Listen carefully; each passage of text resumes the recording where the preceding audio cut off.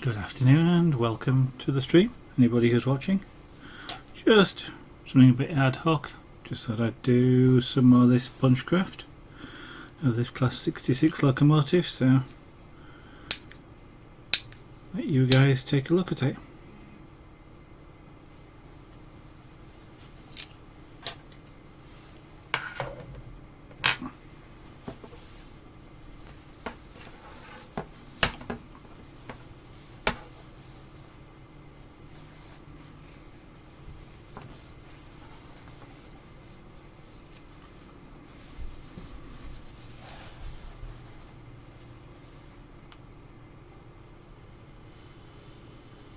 pt5, good afternoon, good evening, or yeah, good afternoon. Welcome back to the studio. I just thought I'd do some of this afternoon, so that I'd put it on stream whilst I'm doing it.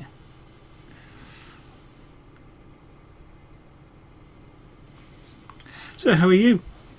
You have obviously been busy. Or watching other streams, one or the other. Don't mind. If that's what you want to do, that's quite alright.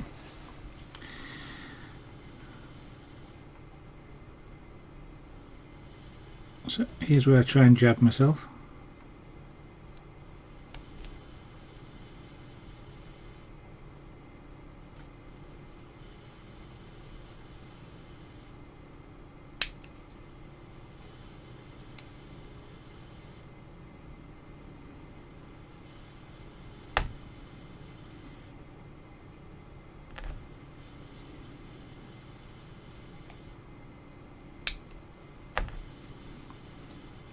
Which I very nearly did then.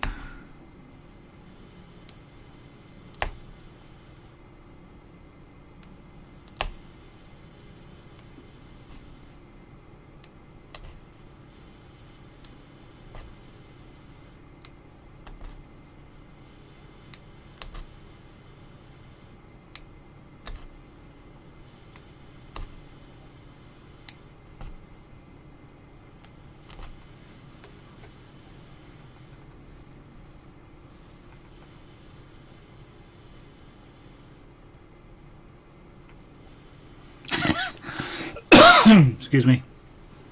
Nah, I'm just teasing you. It's all right. I know what it's like with work and stuff.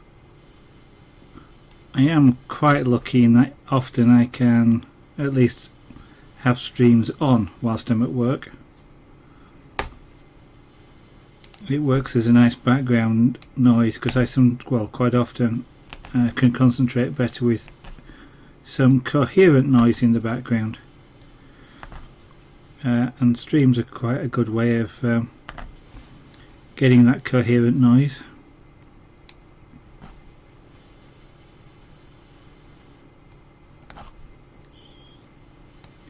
Bank holiday though today, or at least Monday is. Are you planning on doing anything for the bank holiday, or just gonna kick back and relax and enjoy all this beautiful weather we're having at the moment? He says looking at what looks like rain clouds outside. Typical bank holiday weather.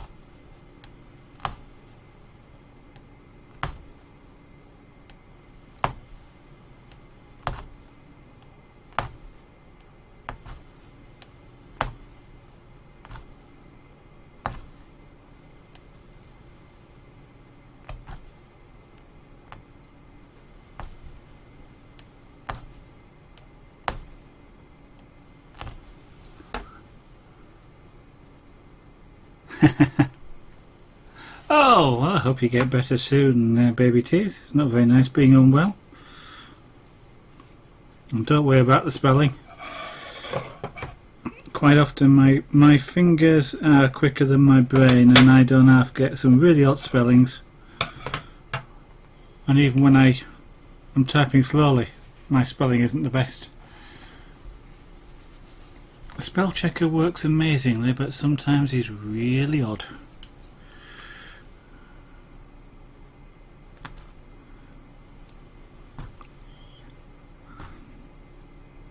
So all I'm doing is putting the top of the rail in here. I think actually I probably should have used a light grey when I did this, but rather than the dark grey.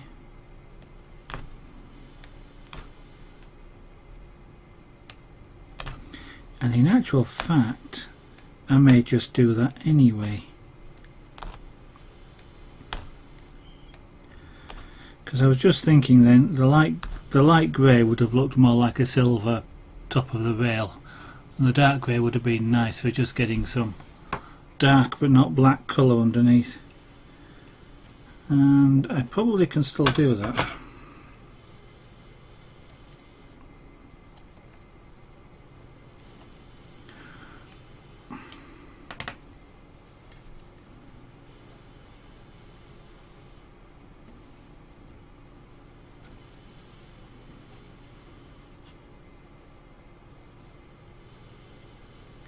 Lenny Leland. I don't watch football, so I don't particularly have a favourite football team. No, I don't particularly watch boxing either, baby tears. I'm afraid, so no, I won't be staying up for the boxing. Might be staying up for a stream or two, but not for boxing. In terms of sports, the sort of sports I like watching.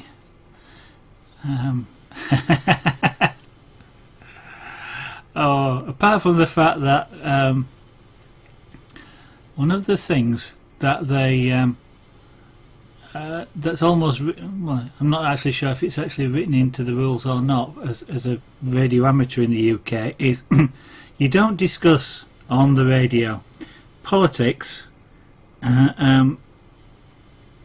sport, well not sport, what was it, politics, religion and something else which has completely escaped my mind.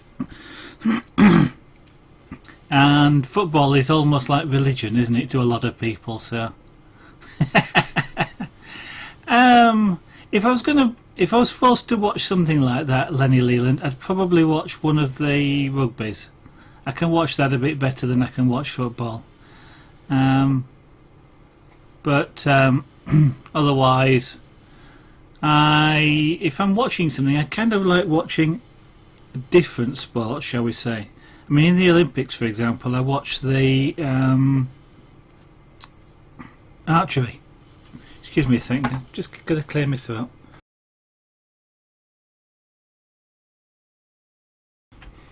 I watched a lot of archery, rowing, sailing. I occasionally will watch motorsport, like the F1, but I don't particularly go out of my way to watch any of them.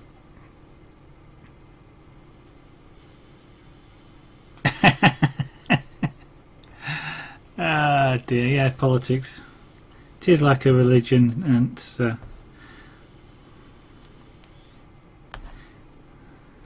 as well to some people.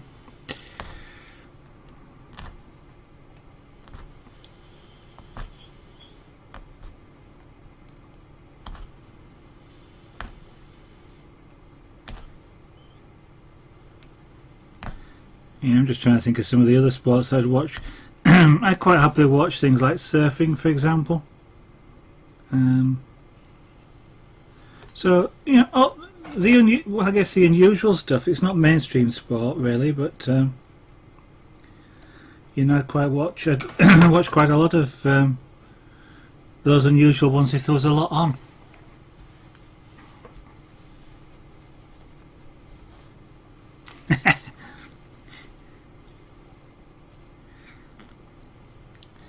I shall let you discuss football.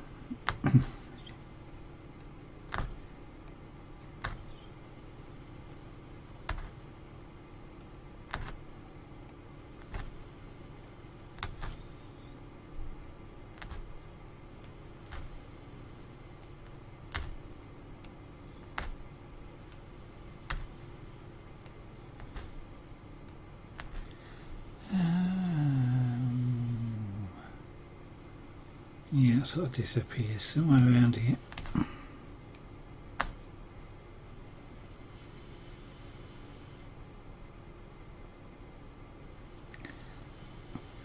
It's interesting. I used to watch quite a bit of it.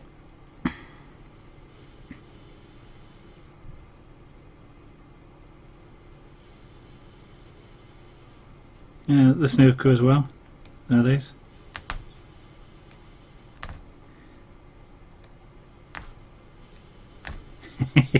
I could get all controversial here and say, you know, I like watching sports where there's some skill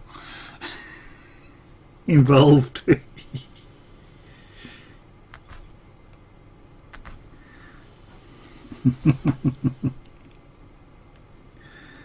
Oh dear.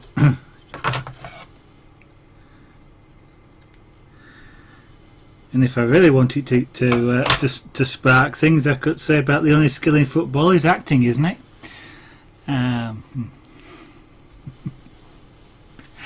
of course, stream delay means Lenny Leland just said true after I said it's all acting.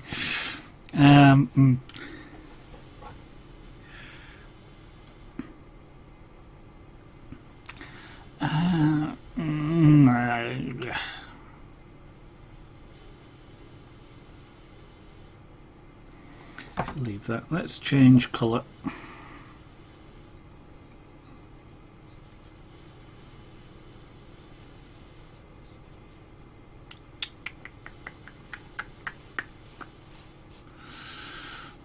Just don't know what colour I want to change for.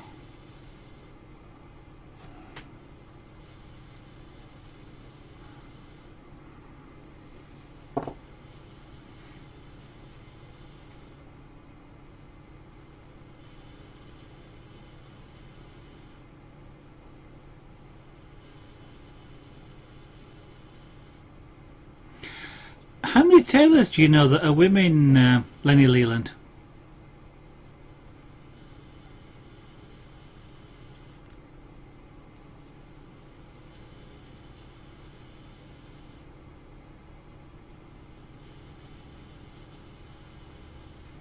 And you might recall below the stream window, when it talks about chat, it talks about being respectful to other people in the stream.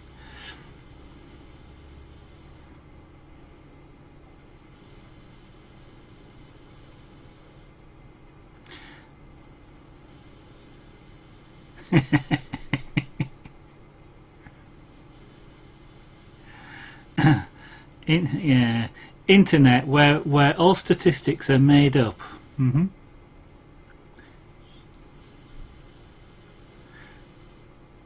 Well, let me put it this way, Lenny Leland. You know, if you were to consider it, if you really did consider it a woman's work, then you know I must be a really, you know, man, in order to do something like this where you could see it, wouldn't it? Yeah, thank you. And just good evening, or good afternoon even. Welcome to the studio this afternoon. I'm kind of trying to decide what to do.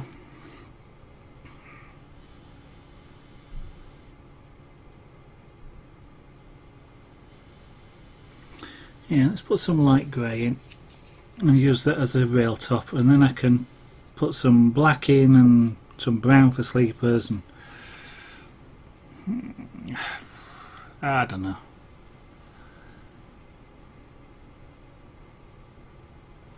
Got rust on the side of these. Yeah, dark brown maybe.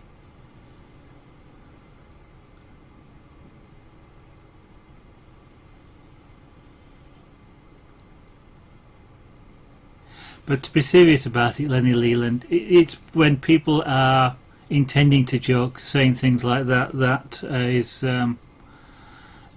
how society comes to accept things which shouldn't be.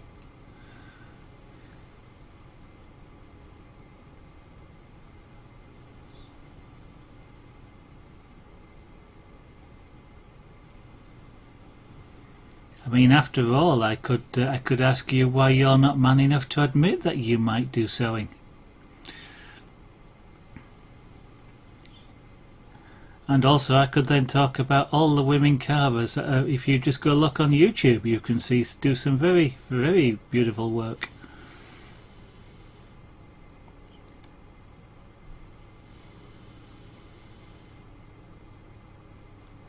I'm trying to decide just what to do for these rails around here.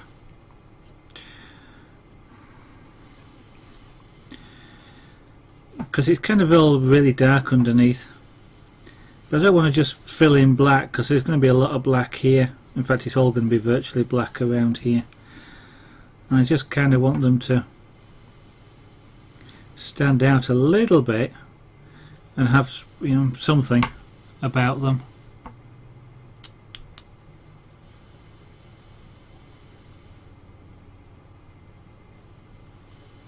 Welcome back, baby tears.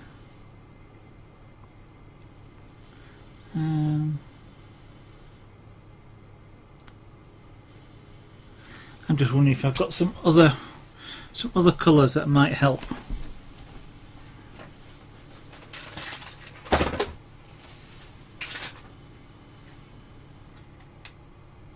I'll be back in a moment. I'm just moving some stuff so I can get my threads.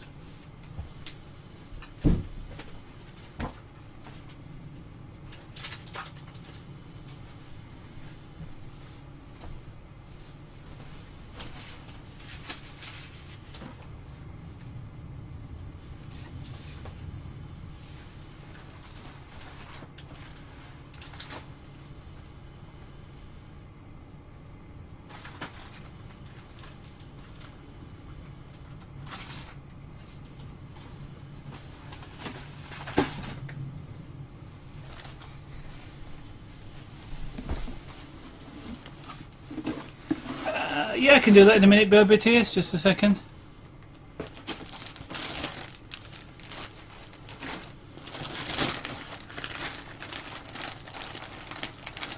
I've got packs of threads. I'm just looking to see if I've got any interesting. Oh, I've got some dark brown in here. Let me put a light on.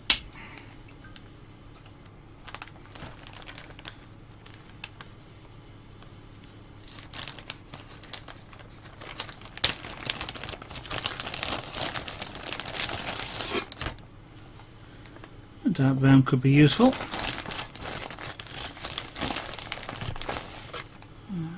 No.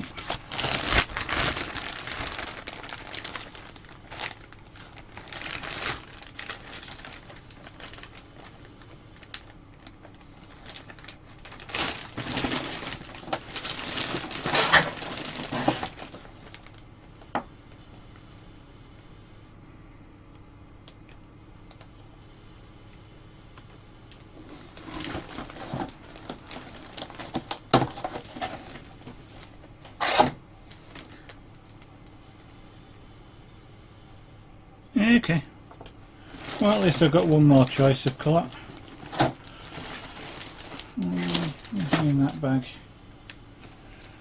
There's some dark green, so when I come to do some of the foliage, maybe do a bit of foliage around the outside.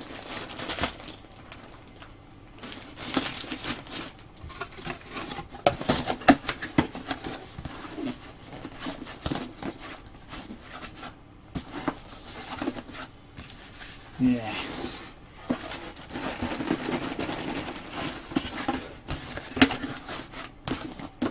Hit boxes that once you've opened them, they won't close.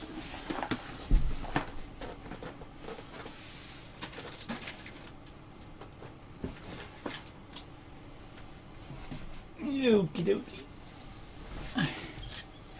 Well, baby tears, you've seen Junior. There we go. That was Junior. And there we have Felix, which is the probably the last one you saw me do.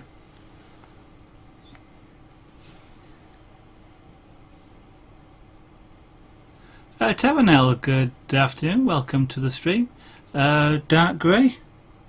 Yeah, unfortunately, the darkest grey I've got is this one, which I've just done. Which I'll probably what I was thinking of doing was using some light grey across the top of the rail, which then let me use the dark grey down the side, and possibly I might put some brown down the side, or yeah, dark grey down the side, then maybe just hint at some sleepers or something with some of the brown.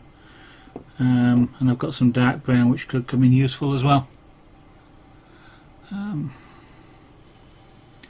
Could even use that in preference to the grey down the side, but not sure. I should have planned it out a little bit better. Oh, sorry. There we go. The light, getting a reflection off the light, I'm afraid. I'm hoping sometime in the next couple of weeks to have a better camera mount so I can actually mount it from my point of view rather than upside down from your point of view there, which will make it a bit easier to see. I guess if you've not been around, the other one you've not seen, although it's not the same, something I haven't finished, but I probably won't finish on stream now, but I did do this on stream.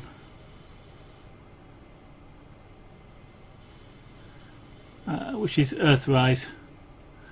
I need to do some more work on it. It's a bit dark, but and obviously there's too much lines visible at the moment to look really good. But that was a piece of scraper board just before I started the most recent carving.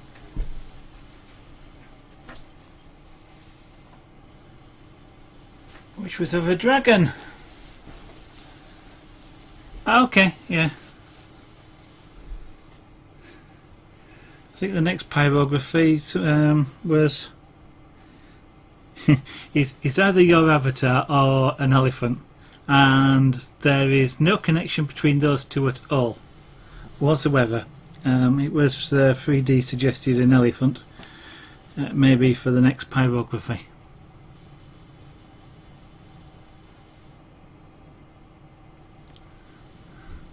I'm getting old, baby tears. I don't understand the speak like that.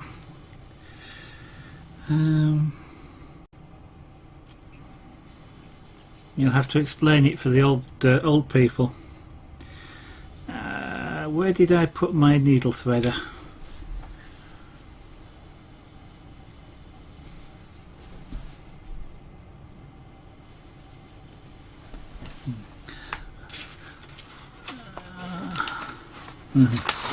Yeah, where did I put my needle threader? A vital piece of kit for this.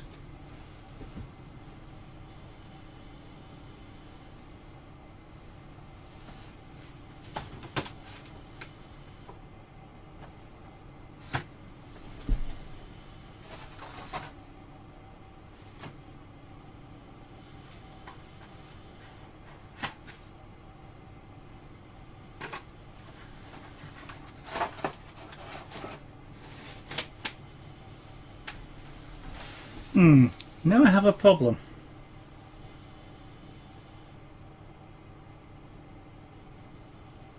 That means mechanical. Earth looks mechanical. Okay. Earthrise is a piece that I've wanted to do for an awfully long time, and it was just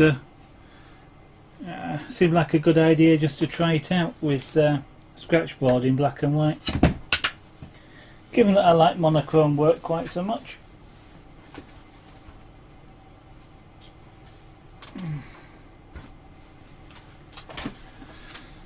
Oh dear, I am looking for I've got a pack of needle threaders and I've put them somewhere. Of course I put them somewhere safe, which of course means I can't find them at all.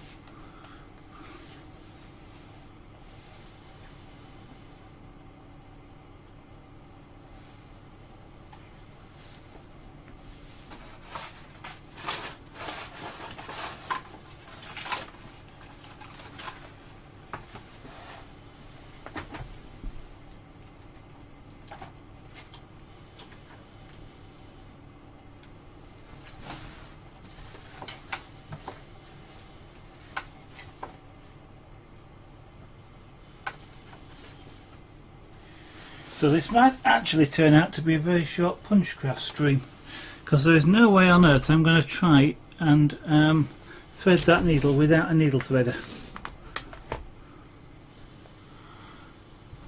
That is the definition of patience required. And I definitely don't have that much patience. He's hiding, is he? That's okay.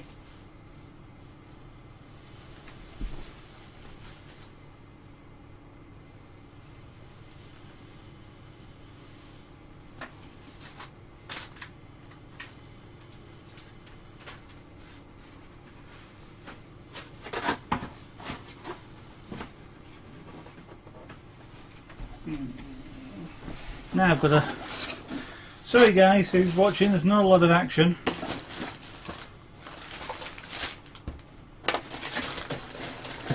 I'm now looking to see if I can find my spare needle threader.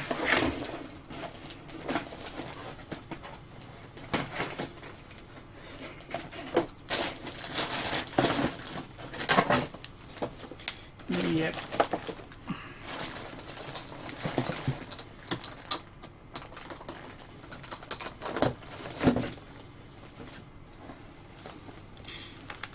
Luckily I've got 3 or 4 of them.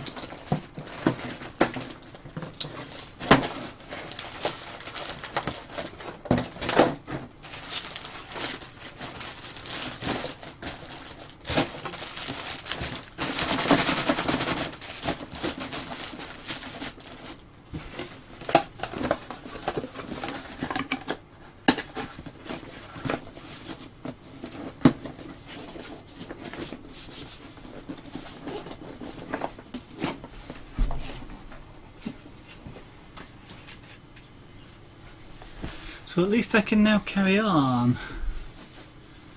Yeah, he's an expert level ninja. He's not only is he professional, he's now an expert as well. Hi 3D, good afternoon, welcome to the studio. I've lost my pack of needle threaders, which I will now have to find after the stream, but I've got a spare.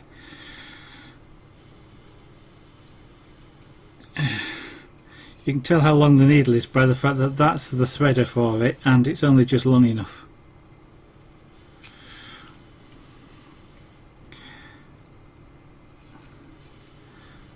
It goes all the way through the needle.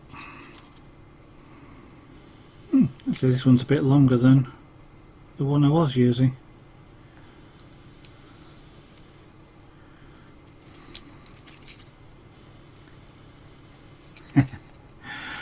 Yeah, okay.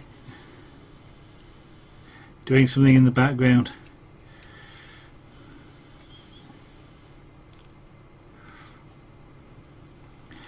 Either, oh, are we into philosophy again?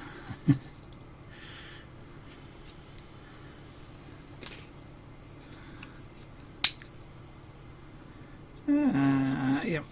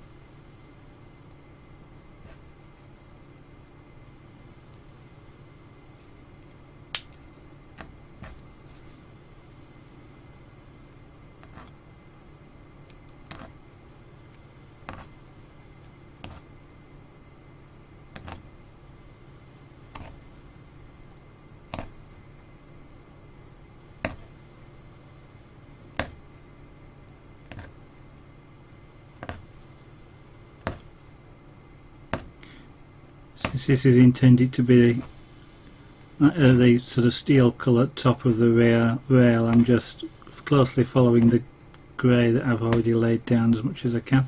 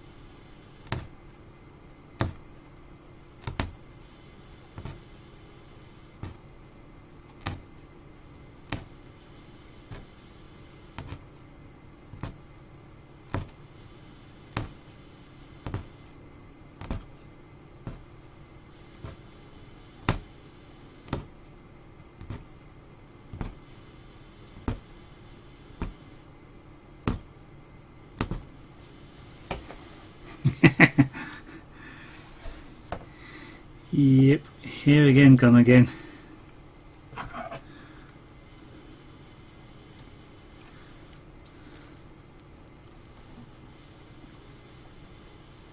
I must find my sewing scissors as well.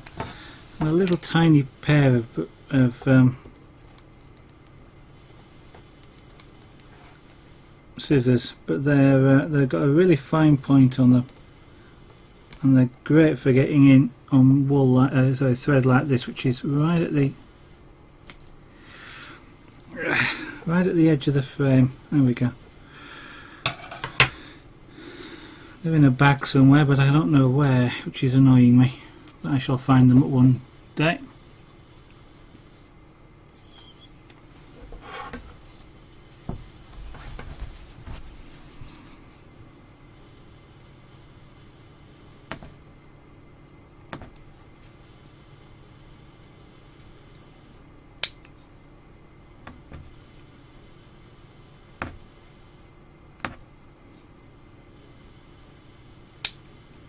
That click that you might just have heard then is actually me just lengthening this needle. What I've done is I've put a slight contour right at the right at the edge of the hoop here.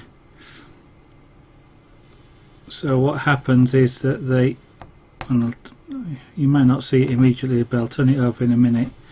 Right against the edge of the hoop, the wool sort of curves off, if you see what I mean. Smooth, it goes from quite thick to quite thin and creates a nice rounded edge. Helps stops it looking ragged.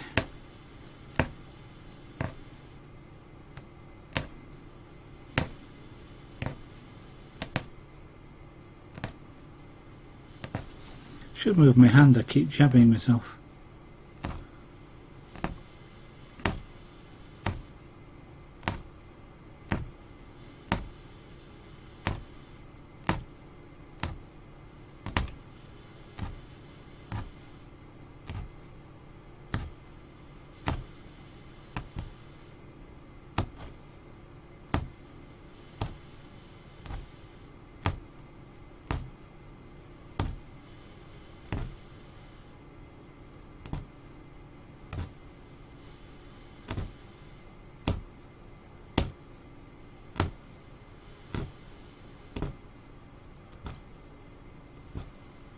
Oops, getting a bit too far off screen there.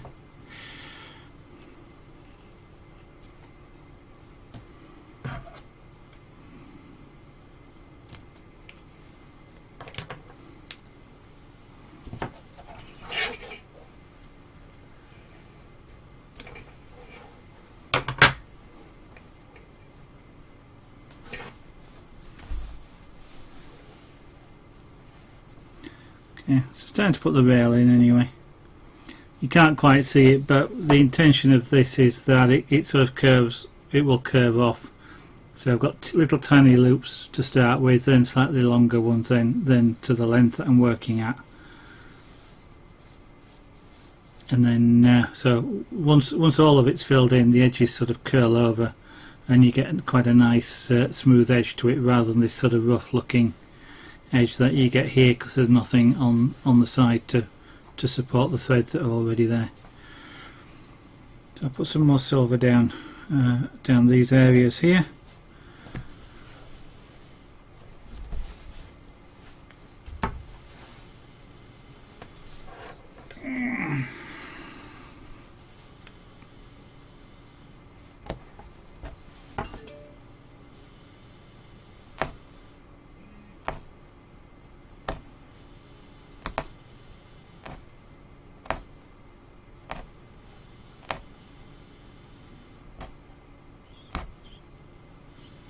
By the way, 3D, if you're listening, I found out how to solve my OBS problem.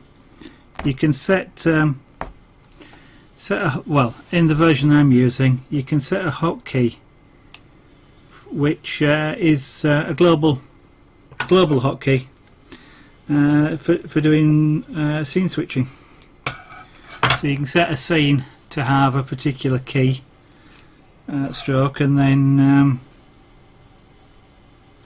it will switch to it when you press that key, no matter what application you've got selected, which makes it nice and easy for me, rather than having to reach across to a mouse or something like that to just press a particular key, and I can then easily switch to things like a be right back screen like this,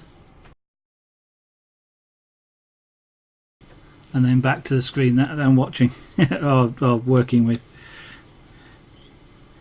which makes it really nice, because at some point what I can then do is I can program up a little chip with some buttons to act like a keyboard, and I can actually just have a set of separate buttons instead of even needing the big keyboard around to do scene switching in OBS.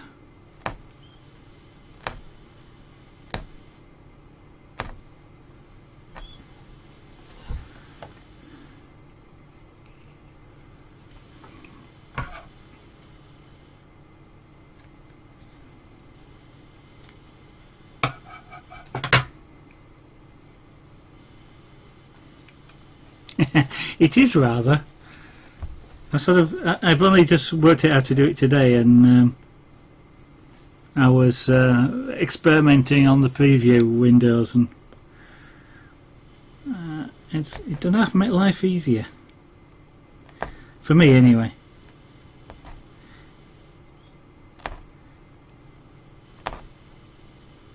Because I don't have my computer and keyboard separated by half a room. They're right next to me, so I tend to get either knock it or the mouse, or get the cat walking over the keyboard. So if I'm able to sort of put it away whilst I'm streaming, it'll be a lot less risky.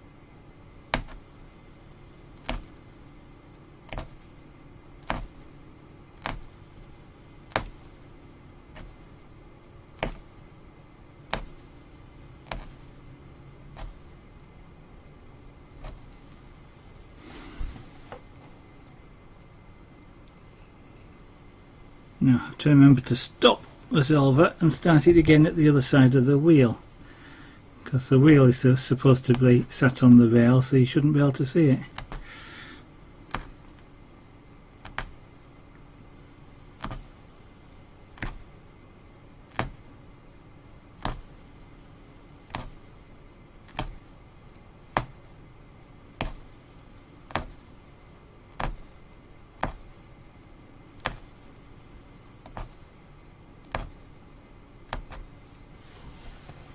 Do the same again, yeah.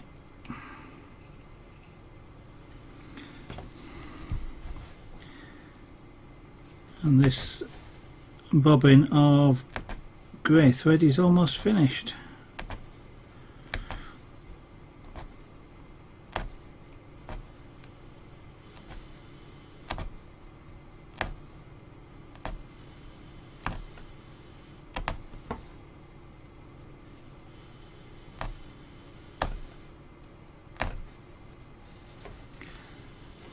That light's in the wrong position for you guys to see what I'm doing, isn't it? Let me...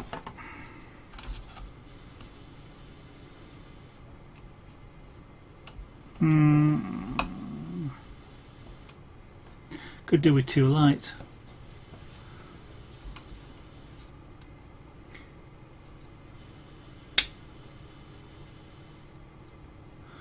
That's probably actually better for the moment until it gets a bit darker in here. No, not really. How can I put this?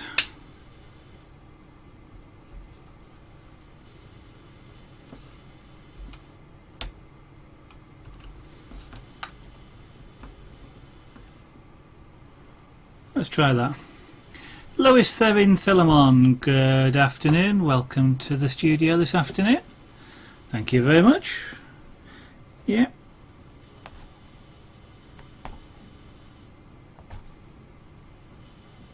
And, oh, that was convenient. Just ran out completely at that point.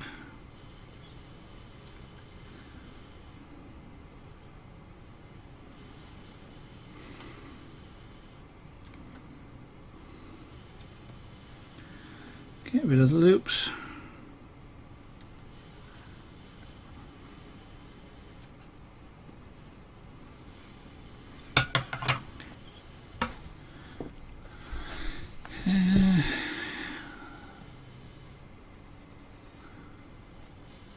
Yeah, I think I'll leave it at that point there, which is convenient. Daft thing is, you know, I'd be talking to myself like this if I wasn't streaming anyway. Right, sides of rails and something. Okay. Let's use the dark brown in the middle.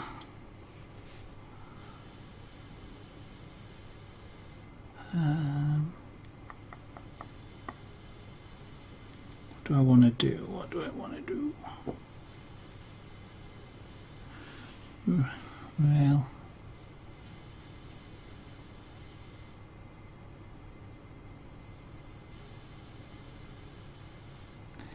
I think, well, I'm going to do some sort of cheating, I think, with the rails.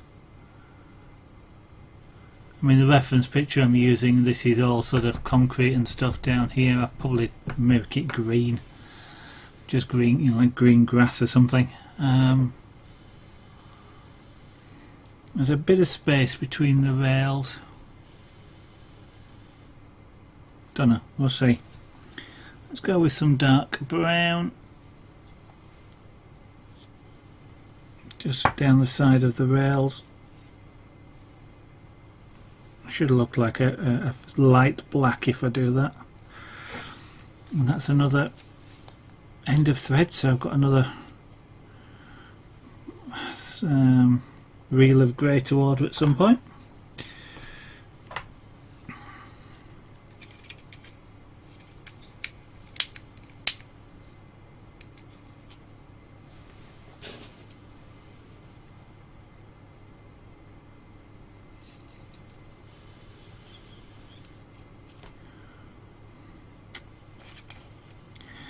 I'm partially just practicing avoiding, and I'm avoiding doing all this underneath here because it's going to all virtually be black, and about the only way I'm going to get anything in there to sort of add interest is probably going to be by applying a sculptured effect.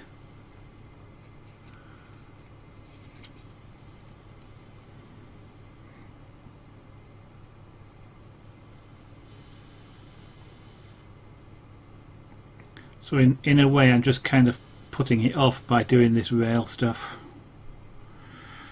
There we go.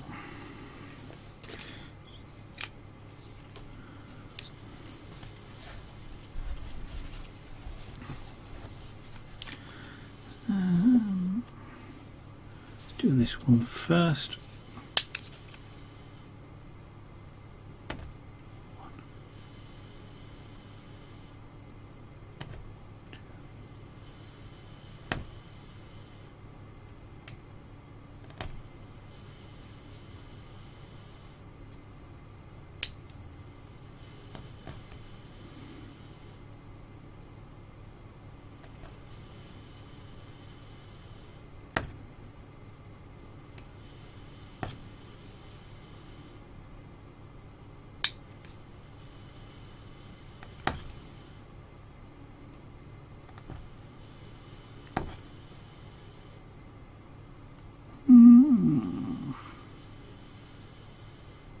Now, I was actually just considering there whether I wanted to apply a sculptured effect to the rail itself, because the rail is sort of eye-shaped,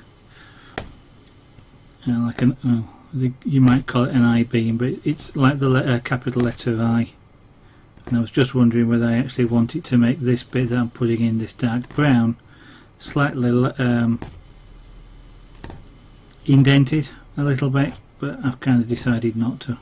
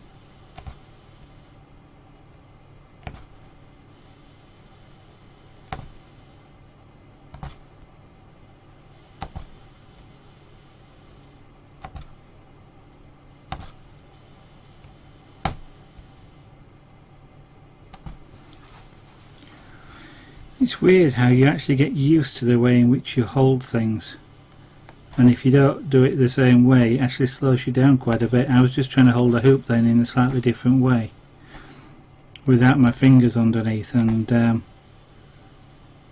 was finding it quite difficult actually to manipulate the needle.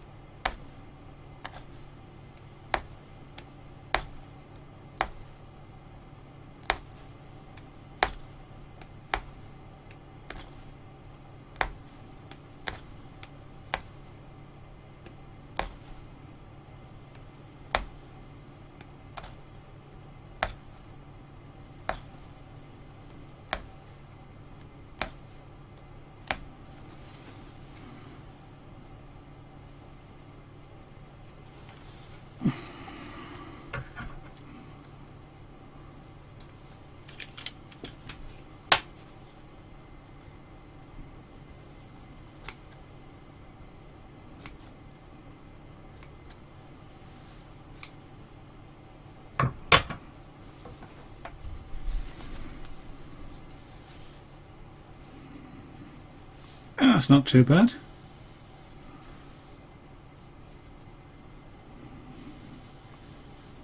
Just needs a little bit of black in at the bottom, which will do fine afterwards.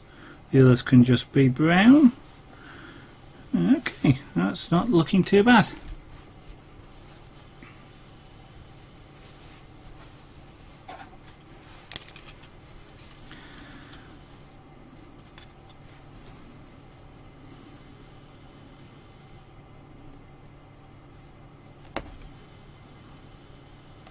This dark brown's acting more like a light black than a dark brown, which is good.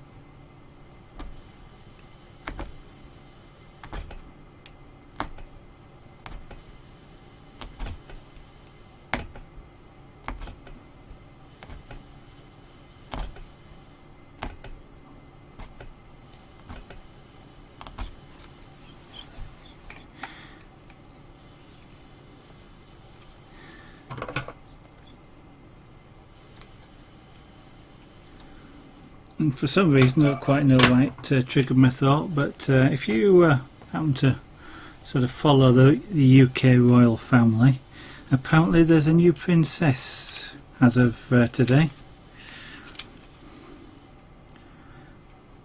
Don't know exactly when she was born, but my wife mentioned it to me just before the start of the stream.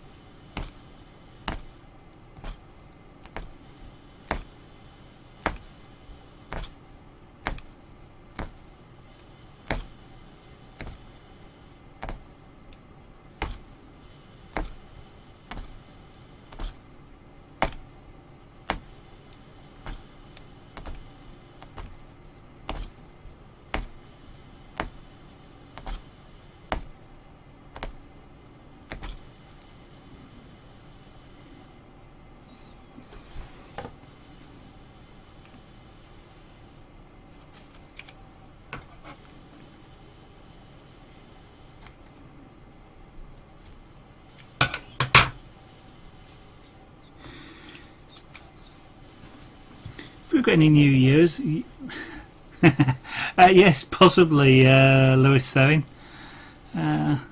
Yep, that's it. That's the news for the next 2 weeks or so, free. And of course, that's probably the end of certain programs if if they actually bring her out of hospital at some odd time when the news isn't on. Of course, all programs will be interrupted.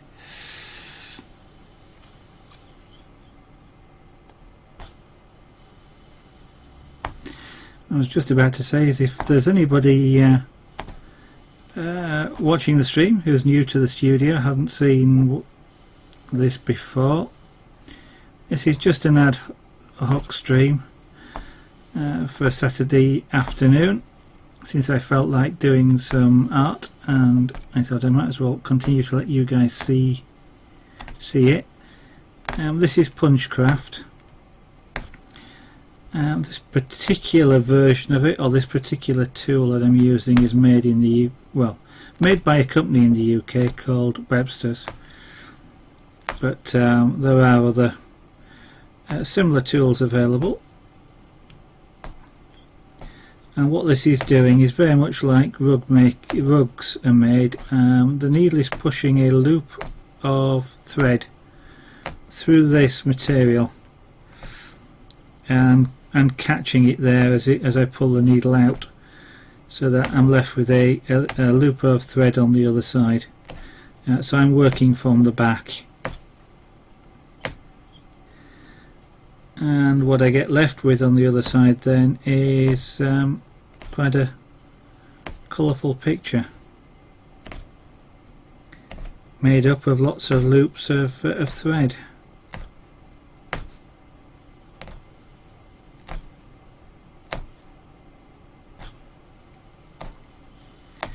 The design that I'm working on is a British, well, it's from an image of a British locomotive, which you can see in the bottom left of the stream window.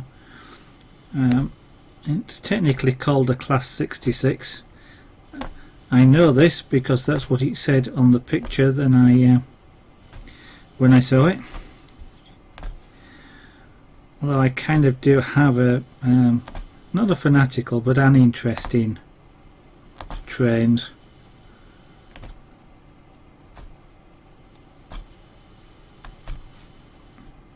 Don't go out spotting them or anything like this, but I do like, well, it's probably an artistic thing, but I do like the shapes of them, if that doesn't sound too daft. I think they produce some very interesting pictures, do railway locomotives, and there's obviously been quite a lot of images created over the years. So.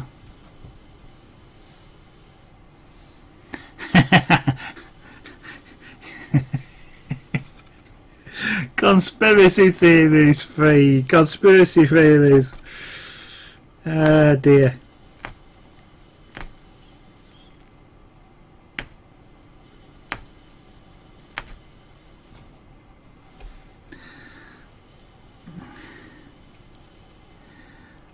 I'm not altogether sure they particularly care one way or the other.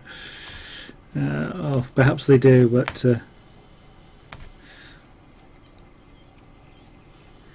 you see,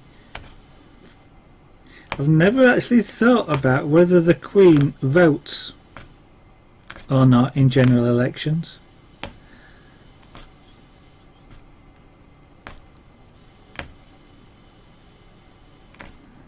I wonder if they're to go down to their local... I was about to say, I wonder if they're to go down to their local polling station and stand in line, but I'm guessing Buckingham Palace, probably with the number of people that live there and whatever, is probably its own polling station.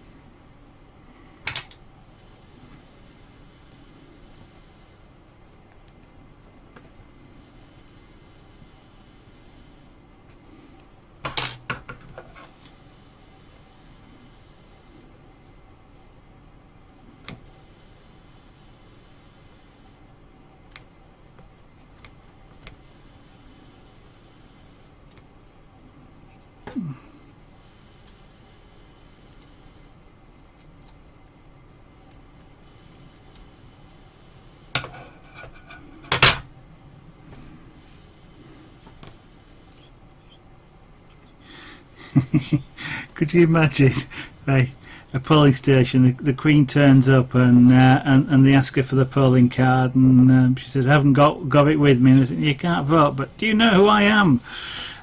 No, yeah, no card, no vote.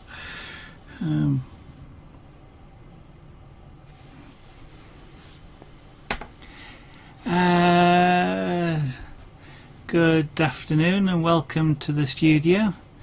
Zagreb Dubrovnik, and for somebody in England that's quite a mouthful. Can I write in calligraphy? I can write a generally speaking, one calligraphic style. And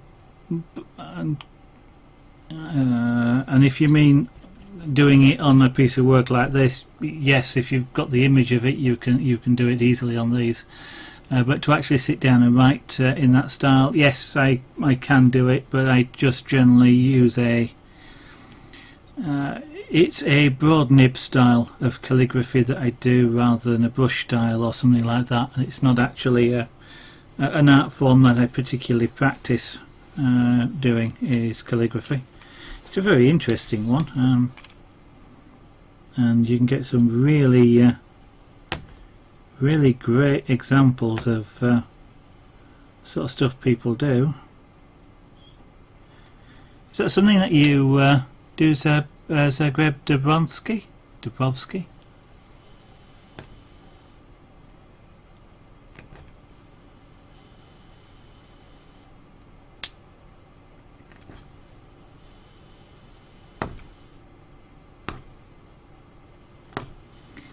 I don't think I've actually seen anybody on Twitch doing anything like that.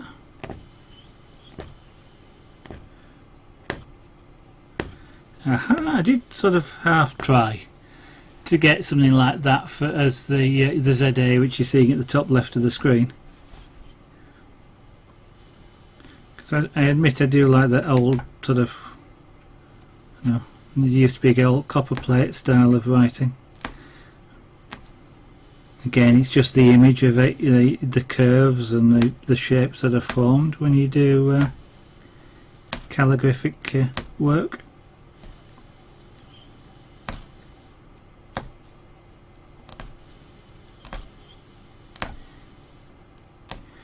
I did do, well, a long time ago, I did do some training in draftsmanship, so at the time I got very good at doing normal text, sort of sans serif type text in freehand. I could actually sort of write in a straight line with all letters equal heights, assuming they're lower or uppercase, and correctly spaced, and all letter E's were the same shape and things like that. But I'm way out of practice and I can't do that these days.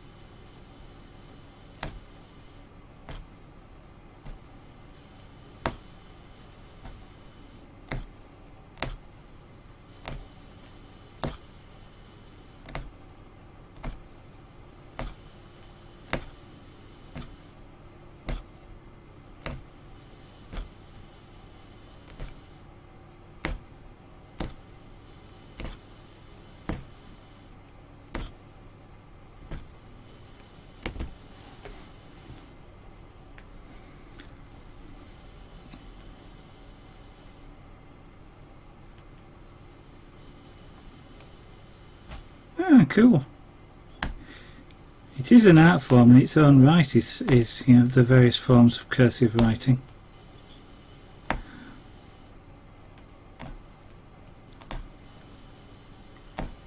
And especially when you get into the different styles and ways in which letters get completed or joined to other letters. If I do it, I tend to have a script style. Zagreb Debron. You just like making me say it, do you? Thank you for the follow, and welcome to the studio. That's I appreciate you following me like that. Thank you very much. Zagreb Dubrovnik. Zagreb Dubrovnik. I just need to practice it a few times, and then I'll be able to say it without a problem. But Zagreb Dubrovnik. Yeah. Hopefully, I'll try and say it correct. It's more a matter of slowing down and letting my mouth catch up with my brain.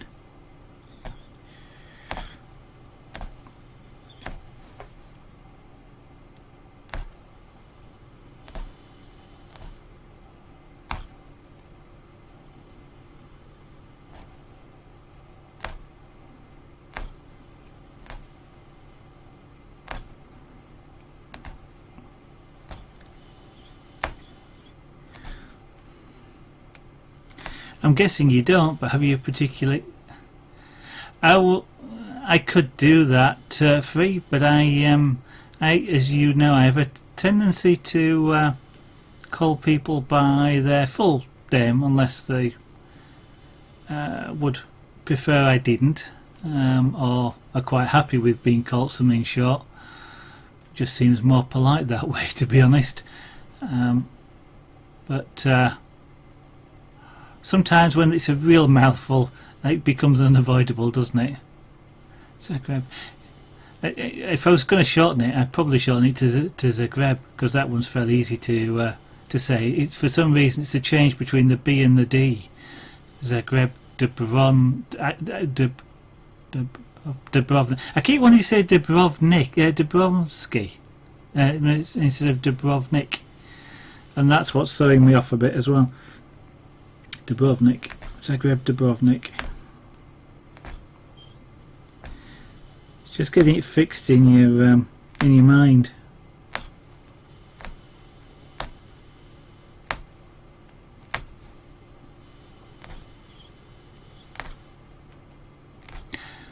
I can't remember now.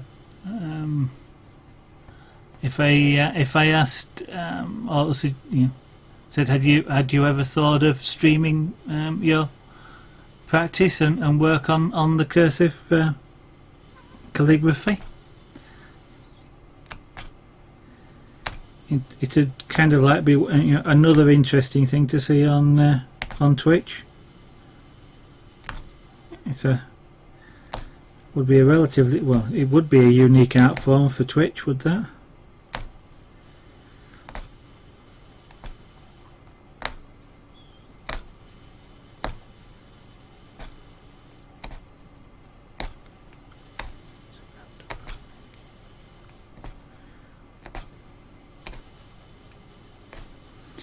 I'm now finding myself practicing the name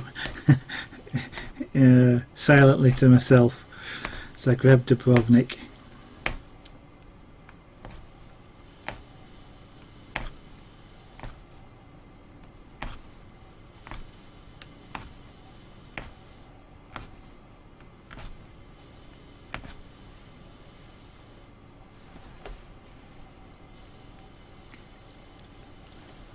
Amalith, good afternoon. Welcome to the studio this afternoon.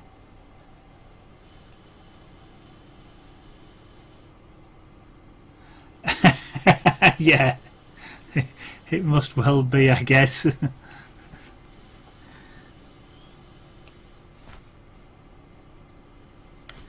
As I'm sure they have a problem pronouncing ours as well.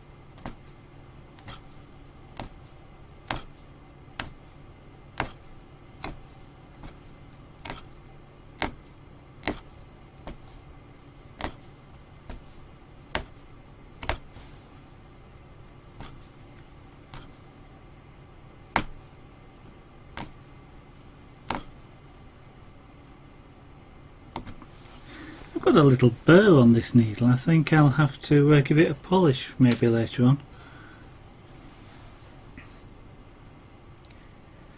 Yes, this is the back Amalith. I'll just finish this this section off down here, and then I'll turn it over and show you. Yeah, we work from the back. We're pushing loops of thread through to the front, and it's the front, obviously the front side that forms the image. But the back can be, well, it's not as tidy, but it's still a reasonable image in its own right. But it doesn't look quite as good as the front does.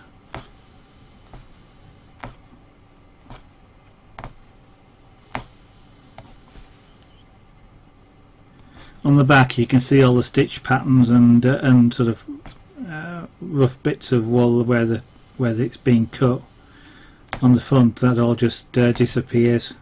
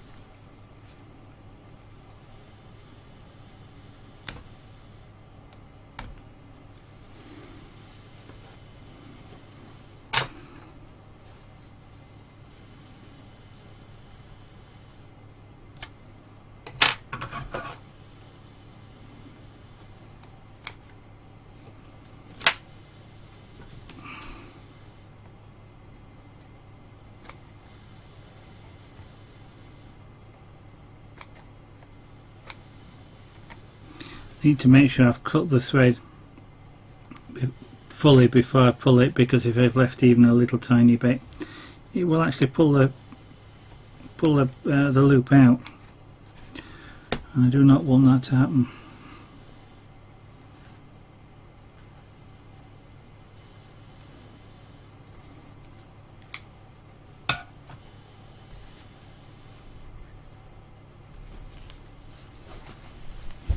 So that's the Amaleth, thank you for following. Welcome to the studio. That's very kind of you to follow. Thank you very much.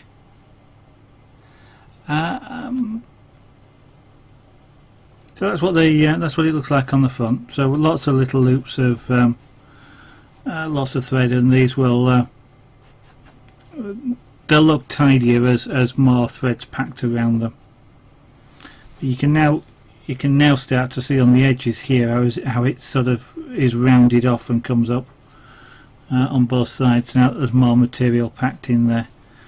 It will actually form a nice edge all the way around when I've done the full circle.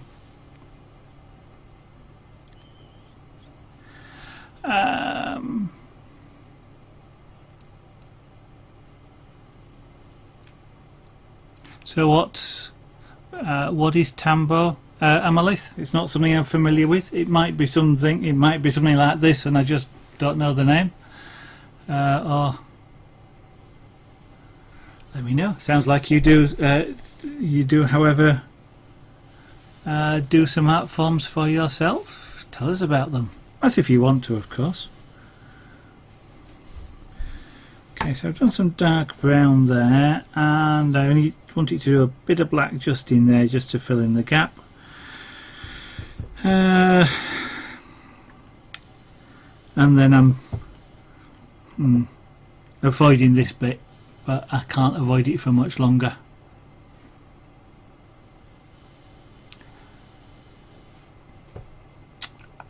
That's more like a dark purple with the reflections.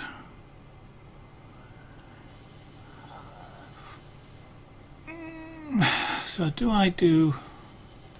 I'm now just trying to work out, looking at the reference picture, where the wheels are. The light that's bouncing off, they call it the bogie, which is the area sort of around here which holds the wheels.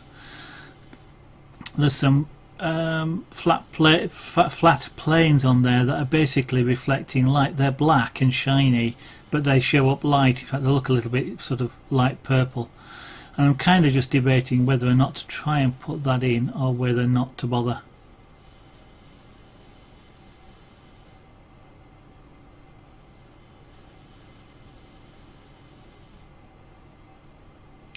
Oh, I see. So you will then perhaps be working from the face side, and you pull using the hook to pull the thread through from behind. Oh, okay.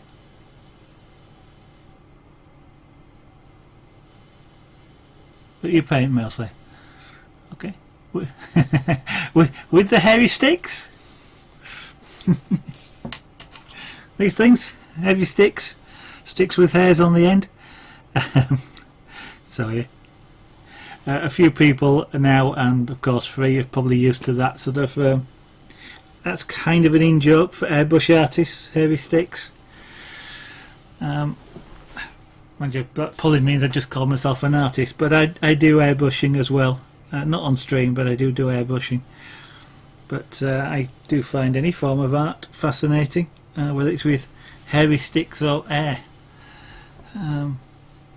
Oil, acrylic, water paint. Yeah, I'd love to see it done if you ever considered streaming Amalith.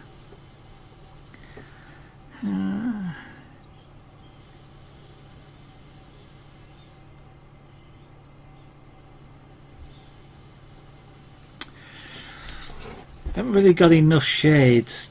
I know I've shaded the top a little bit. Haven't really got enough shades to make trying to do shades down the side too successful.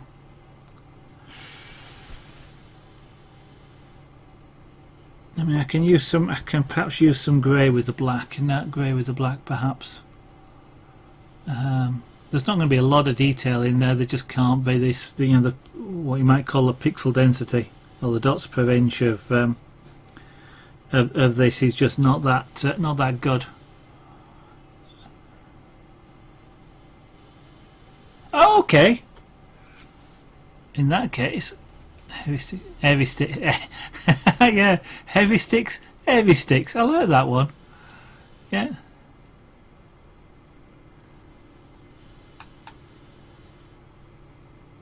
There we go then. I shall push follow, and hopefully if Twitch will actually tell me when you stream and I'm not streaming at my same time and we're not in totally incompatible time zones, then I shall take a look. I'm assuming you're meaning, Amalith, how long I've been doing Punchcraft. Oh, don't actually know. It's a good many years, probably 6 or 7 years at the least, possibly longer than that, although it's not something that I've sort of done hundreds of. I've probably done about 20 pieces in total of Punchcraft, if that. It's a really fast art form, relatively speaking, but it's I just love doing other things as well. I think the last thing I actually did in Punchcraft was actually a rug, using a bigger needle basically, and into like a rug canvas, and that was a picture of a pussycat.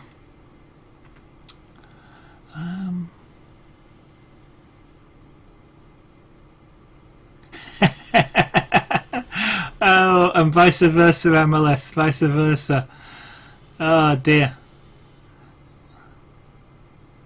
Well, I'm not quite sure whether I should be hoping my voice puts you to sleep, since a lot of people say it's very relaxing, or whether I actually want you to stay awake to watch. Oh dear.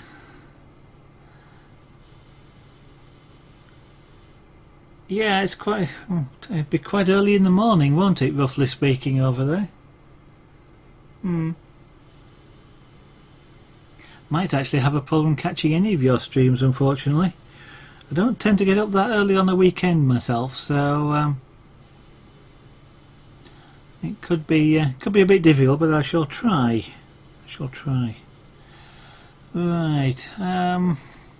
Can maybe do some highlights with the dark wool, and that's probably about the only way I can do this. The rest is going to have to be just black.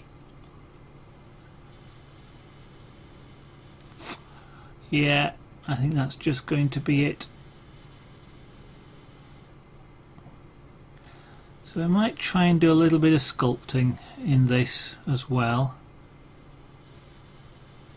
Oh, probably at least 7 years, I think, Amalith. I've been doing, well, it's at least 7 years ago that I started doing this.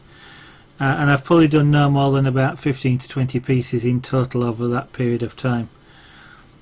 It's not something I do exclusively, and it, for quite some time, it's been quite difficult to actually get up and actually doing anything art related until I started streaming. And now that I've started streaming, I'm doing more art.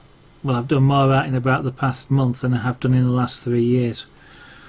With the carving and the pyrography, the scraper board, which I've just started, and a couple of weekends ago I just decided I'd do some Punchcraft, and I reused an image that I already had for pyrography, and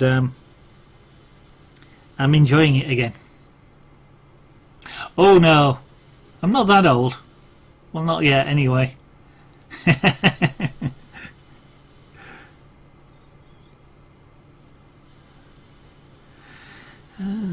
Yeah, I think we'll go with that, and then we'll do sculpting with it. Actually, I could use some dark brown as well.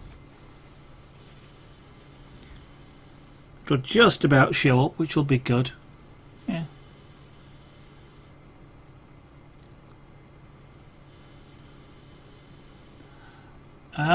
dear. Twitch is playing its games again, is it? As usual, 0 dropped frames on the ingest, I'm afraid, free. It is. It is a great incentive for Amalith. Well, it's a great incentive to do it. It's quite challenging to find material to do. Like I've got wood to carve, but finding an image or something that I actually want to carve into it is quite difficult. It's a different, yeah. I mean, interesting paragraph with a laser cutter.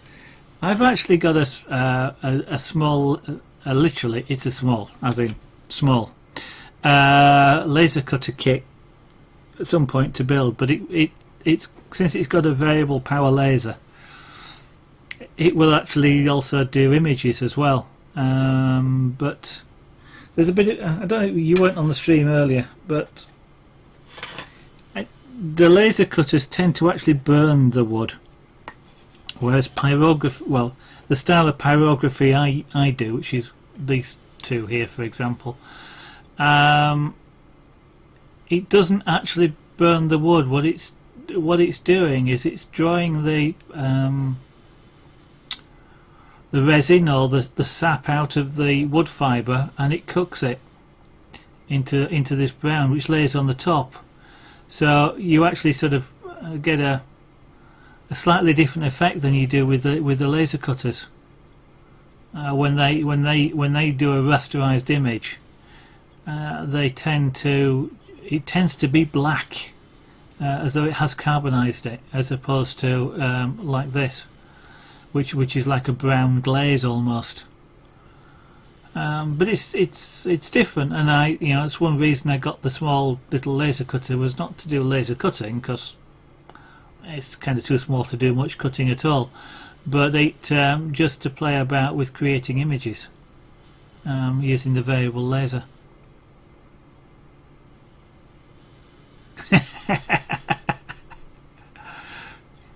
Well, you could just think of the Death Star 3D as a giant laser cutter.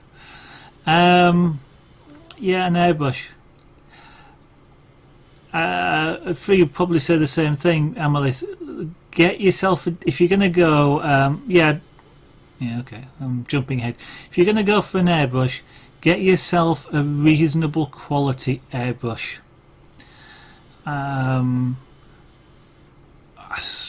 Two or three of the main manufacturers would be Badger, Iwata and Grex. Actually, Grex make quite a small, sorry, quite a beginner. What I'm looking for, I was going to say a low cost beginner airbrush, if you like, which is of good quality. They used to be one of the cheapest, but I think, of course, Iwata and Badger probably have brought out similar price models. There are other good ones around, but those three manufacturers are of known good quality, shall we say. And then you do need a decent compressor to go with it as well. But yeah, I think it is more like scorching. Sorry, which is more like scorching it? This or the laser cutter?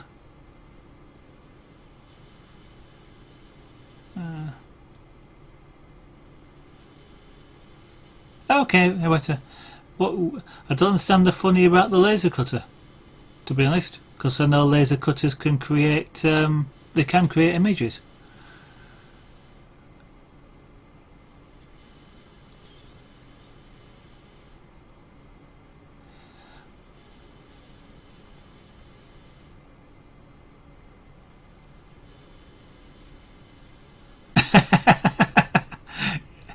It's a bit of an expensive blowgun, isn't it, Faye? They'd be better off with a hairdryer anyway, than an airbrush. Okay, yeah, I suppose so.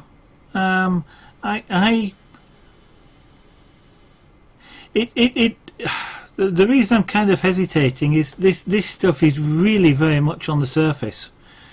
There's no depth to it at all, really speaking. Oh, well, I've been said, which the darker I make it, it is actually more depth, but it's really something that's almost sat on the surface. When you're actually using the pyrographic pens, like this thing here, what I see here, and I'm almost certain it doesn't show up on the camera, but when I see this, as I'm drawing this across the surface, I describe it as being wet. It's very much like I'm pushing a thin layer of paint over it generally, and that's kind of why I rather than saying I'm scorching the wood, it's more a case of I'm applying a liquid over the top of the wood, and the wood itself is supplying that liquid, and there are consequences to that, like it shrinks, for example. So yeah, I don't know. It's just a different way of doing it, and I think perhaps probably the difference also is that this applies the heat, relatively speaking, more gently than a laser cutter would, which of course is going to reach terminal heat fairly, very, very rapidly, whereas this is preheating the wood as you're getting close to it, really, if you like, and then it's ramping up as the heat more slowly than a laser cutter would do it. But anyway, yeah, it's a different thing.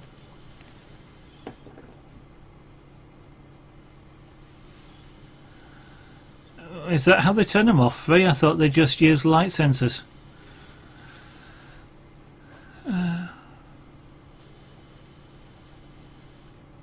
Okay.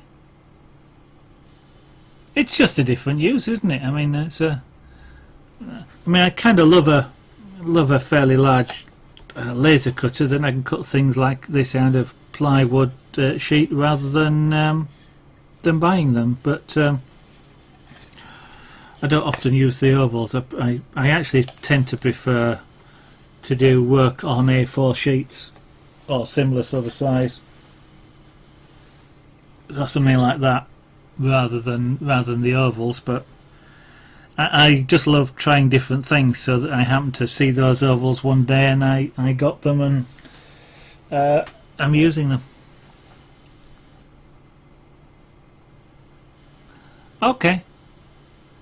It probably wouldn't stay off for long then, Free, but I suppose the laser pointer is just relatively bright, but you'd probably have to get above it in order to, unless you're bouncing it off the lens somehow.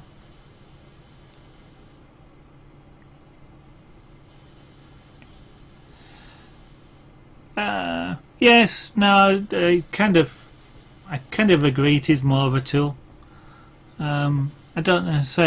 If you create an image, rasterized image on it, it's different.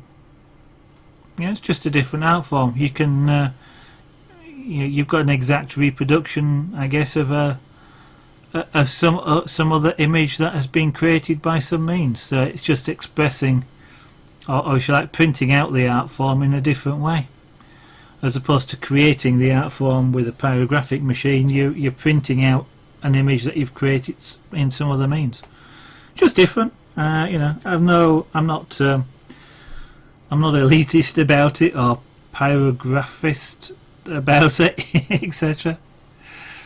But yeah, the nice thing with the laser printer is you can create you can cut intricate shapes as well, can't you? So just about any two-dimensional shape you can think of, you can cut on the laser,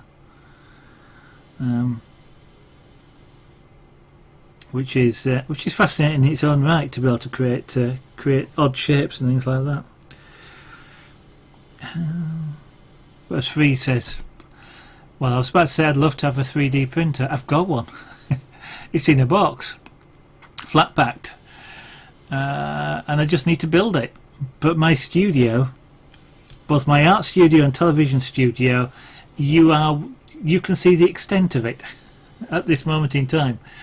This is my complete studio, and my lighting in this studio is not very good. But I'd love to be able to 3D print stuff, and apart from functional 3D printing, creating boxes and things like that, I'd love to be able to do things like you know, a vase, for example, or we might say a cup or something like that, actually to create the shape, or even a solid infill. You know, to actually create a sculpture. I guess it would be computer-based sculpture, and then actually print that out as a physical object. Again, just a different way of printing out the result, but quite a fascinating one. Let's put the grey in, and I'll do some areas of grey, and then I'll start filling in around it. Ah, yes, that's true. It would free, wouldn't it, for papercraft? That would be an ideal use for a laser cutter.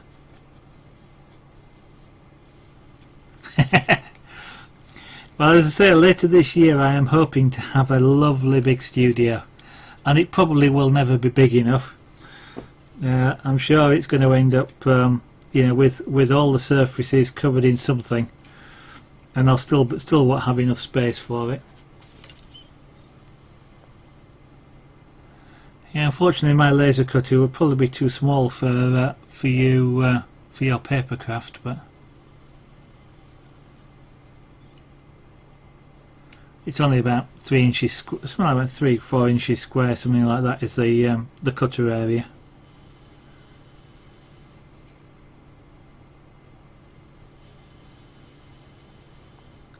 That was a Kickstarter as well.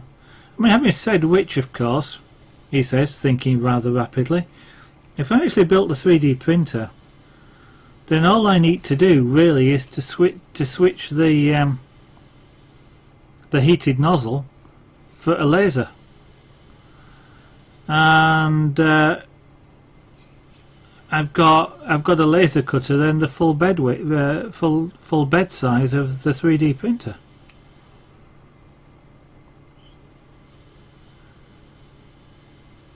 Which, given that the kit I've got is a Cartesian robot, then that would be easier, because it's the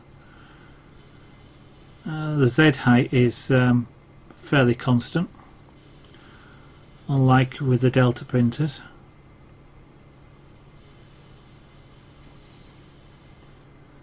So I perhaps could do larger things. Just change the bed for something that'll support a laser fired into it.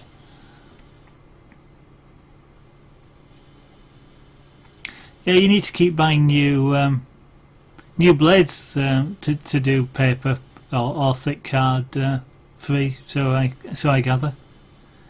Laser origami, yeah. Lost in house. Good evening. Good evening. Good afternoon. If it's evening for you, you've been up a long time. I trust you enjoyed your afternoon out on Friday.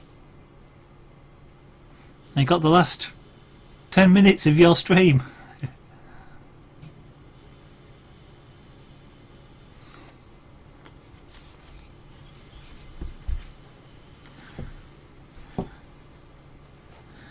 My first thought was all dressed up and nowhere to go, but then you were going somewhere. Right, so we've got some areas on here. So the wheel is there. I'm trying to now interpret all these sort of mushed up lines which I've rubbed my hand over so many times that I have rubbed them out. So that's right up to just about, yeah, that's it.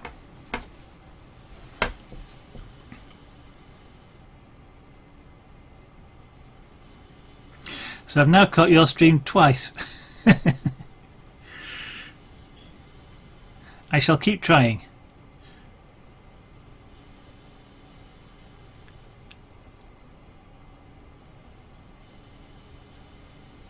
Yeah.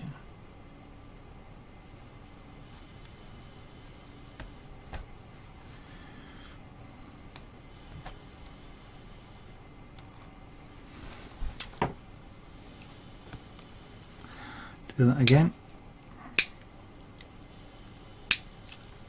Yeah, we'll go to 4.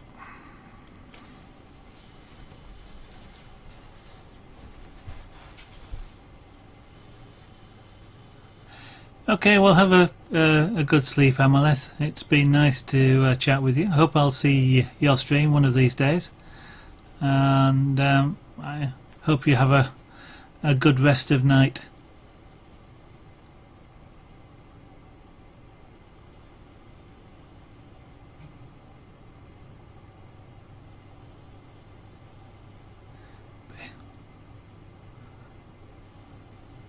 Baking soda in water for hangover. Yeah. Lots of fizzy water and sugary food, so I understand. Holocole, good afternoon. Welcome back to the stream this afternoon. Welcome to the studio. Good night, Amaleth.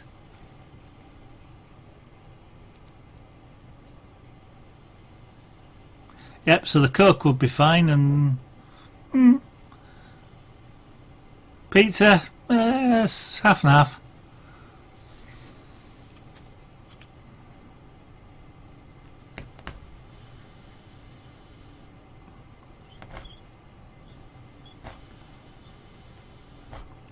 I've no sympathy for hangovers, Lost.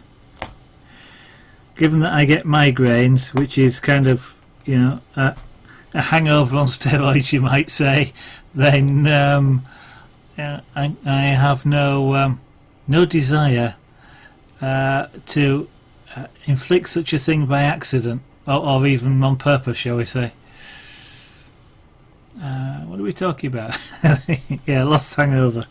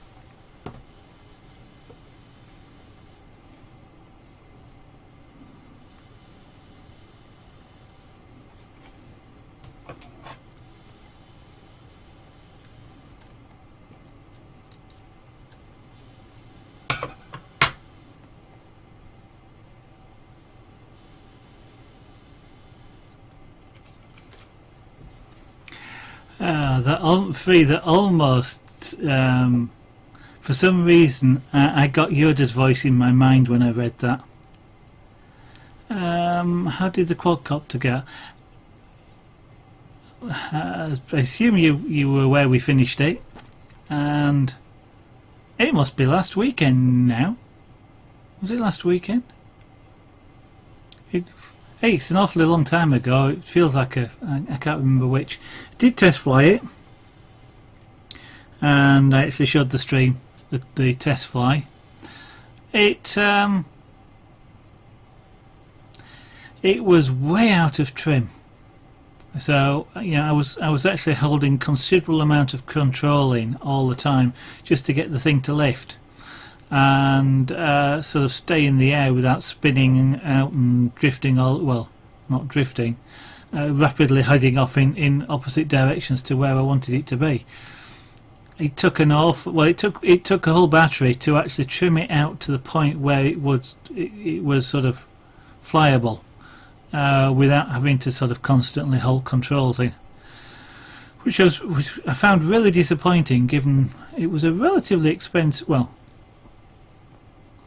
I say relatively expensive kit. It was a £200 kit, and whilst my other bigger quad was more expensive than that, it wasn't a lot. It wasn't sort of 3 times the price or anything like that, and yet this thing did not fly very well at all.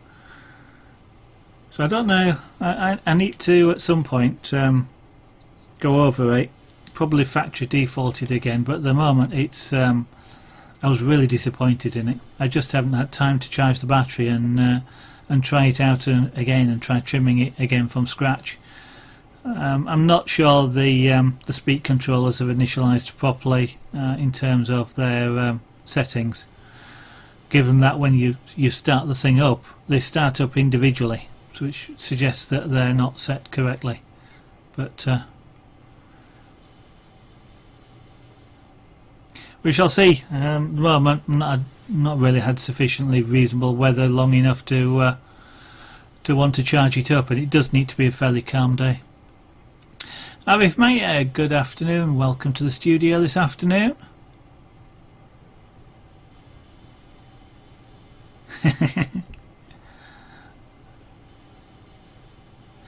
About 15 minutes, just yes, 15, 17 minutes is a bit difficult to say, and it also depends on what you're doing with it. Of course, that's mainly hovering, but I was stopping it and starting it, because with it being so out of trim, I couldn't trim it whilst flying it, because I need it the way I fly. I need to let go of the controls. I hold the sticks. If you imagine this is a stick, I hold a stick like that, and to operate the trims I have to take my thumb off to operate, or my finger to operate a trim, which means I can't hold it in an odd position. It's sort of, if you like, if I take my thumb off, I can't move it in that direction. So and it was needing constant movement to keep the thing in the air, so I had to keep landing it and taking it off again, and that takes more battery. And of course, if you're hovering, which is what I was doing, that takes more battery than when it's in transitional flight. So probably about somewhere between 15 and 20 minutes battery life. Charge time, an hour. Well, it depends on what you charge it at, actually. Those are the battery that's in it is a lithium polymer battery. I generally charge those at what they call 1C, which is equivalent. C is their capacity, or their static capacity, like 850 milliamp hours. So it's sort of a convention. 1C would be charging it at 850 milliamps for 1 hour. It's actually slightly more because it's not that efficient. So about an hour and 10 minutes. The particular battery I have, you can charge up to 2C. So twice 850 milliamps. So roughly speaking, half an hour to charge it. Some batteries can go faster than that. Some go a lot less than that, but generally speaking, I charge them around about 1C. There's no particular reason for me to charge them any faster than that, and all it does is the battery gets warmer if you charge it faster. Since I do charge them in a balancer, that it's safe to do so, but because I've got no reason to do it, I charge them at a lower rate.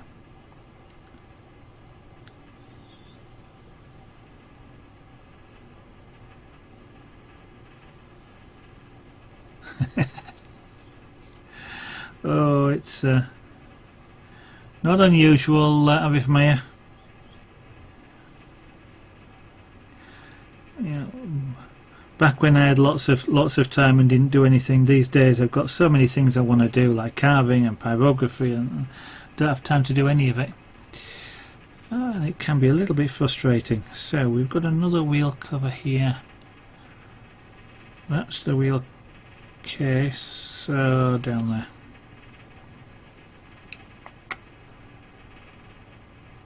Yeah, we'll try and do that.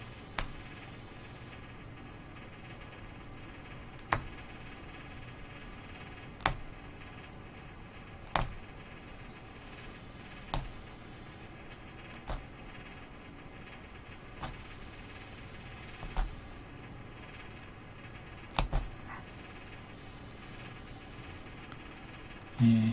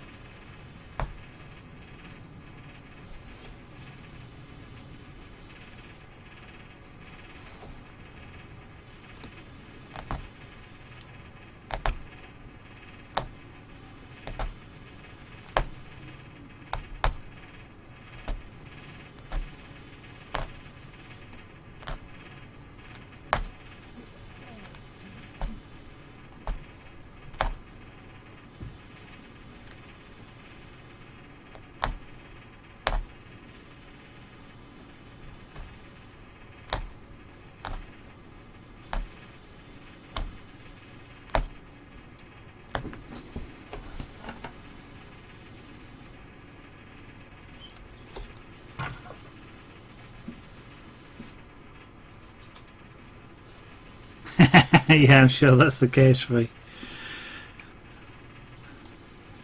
It kind of feels like that even though I haven't retired.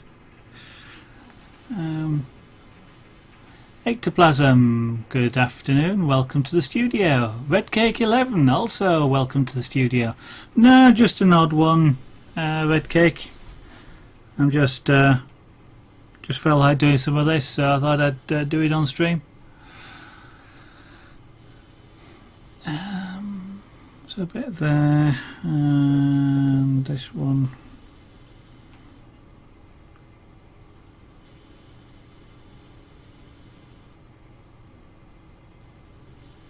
There. Just trying to work out where these highlighted areas are.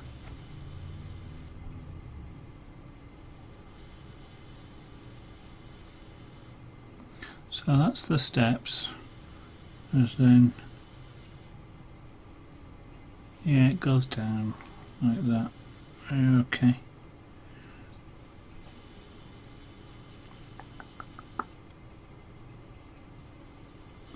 Yeah.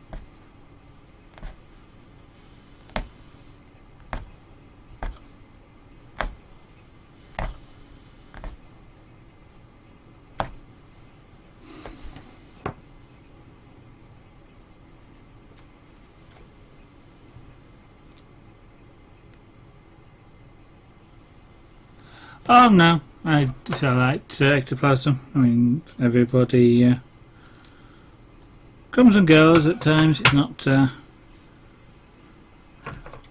I don't sort of think anybody's rude or anything like that just because they disappear. There's all sorts of reasons for that happening.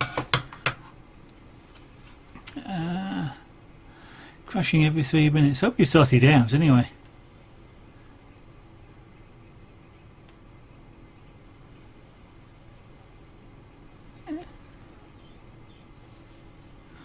And I have no idea what mine are using, to be honest. The iPad, I guess, would use actually wouldn't use Flash. It'll use QuickTime, but I'm assuming the PC is using Flash. So we've got highlight, highlight, highlight. Got another highlight down here.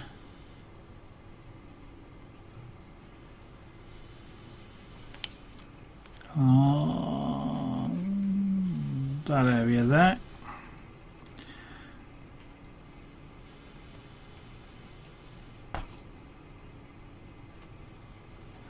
No, I don't want it that long on that.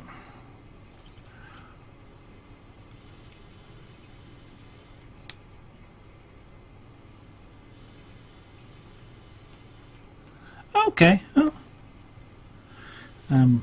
Glad you found that the conversation and topic was interesting. That's pleasing to know. Of course, sometimes we talk a whole lot of rubbish, but it ranges from anything from astrophysics to I don't know. I can't think of the opposite end of the spectrum to astrophysics.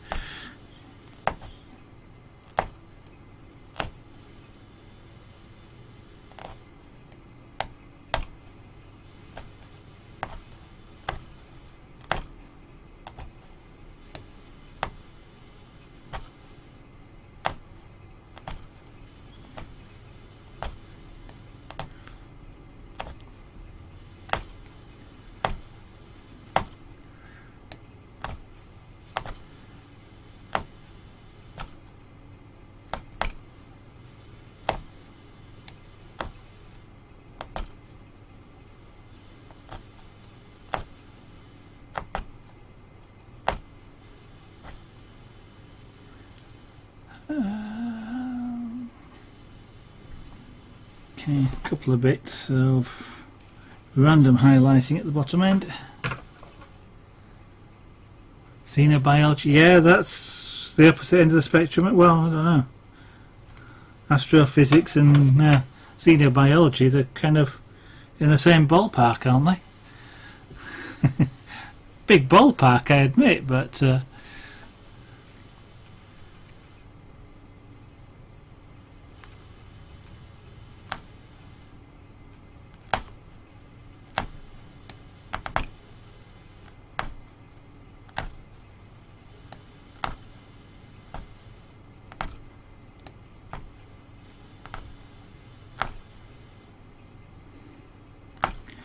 I guess what I could have done is say, anything from astrophysics to a class 66 loco, since that's what I'm doing in front of you all.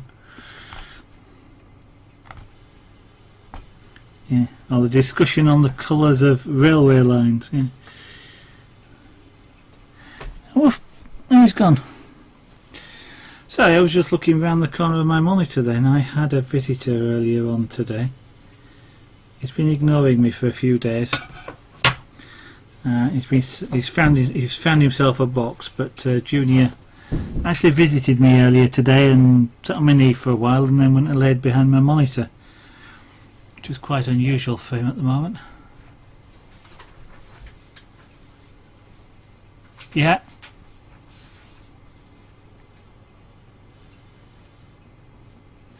Bunny Mox Rose, good afternoon. Welcome to the studio this afternoon. I trust you're having a good day. It's proving to be quite fun here. Oh,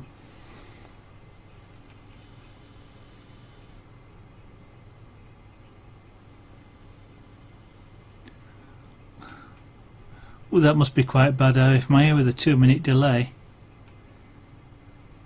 Thank you, Bunny. Bunny Mox Rose, that's kind of you to say so. This is just the back as well. I'll turn it over in a minute. I'm just going to... I was just thinking of putting a couple of more highlights in somewhere. But I don't think I'll bother. So I shall turn it over. You can see the right way up. It looks a bit untidy at the moment in these areas I've just put in. Until I actually put some more material in, they'll tend to look a little bit untidy.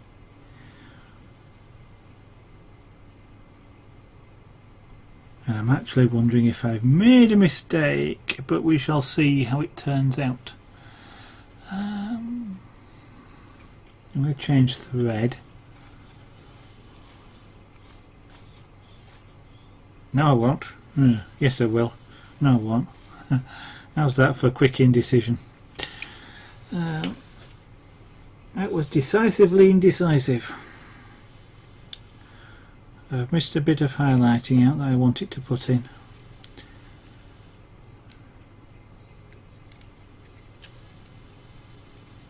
So I shall rethread it.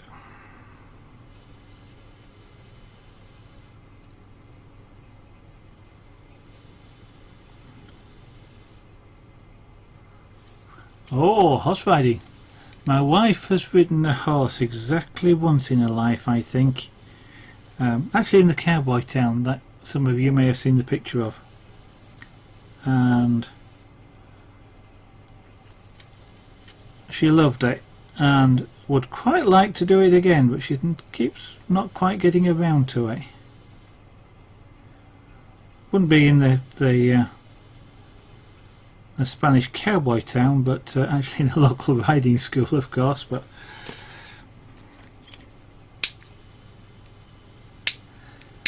haven't quite persuaded her to actually go out and do it yet.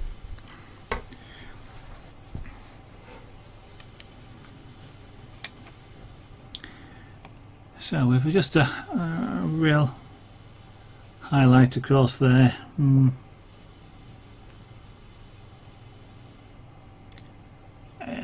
Yeah, okay. I talk to myself sometimes while I'm doing things like this, where I've got shorthand for what I'm thinking, like yeah means yeah, I'll do that.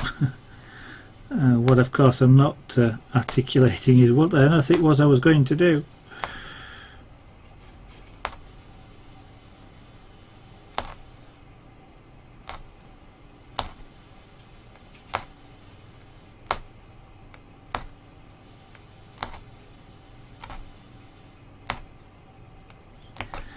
And what I was thinking of doing was doing this darkish grey, which is a highlight on a tank or something that's slung underneath this locomotive.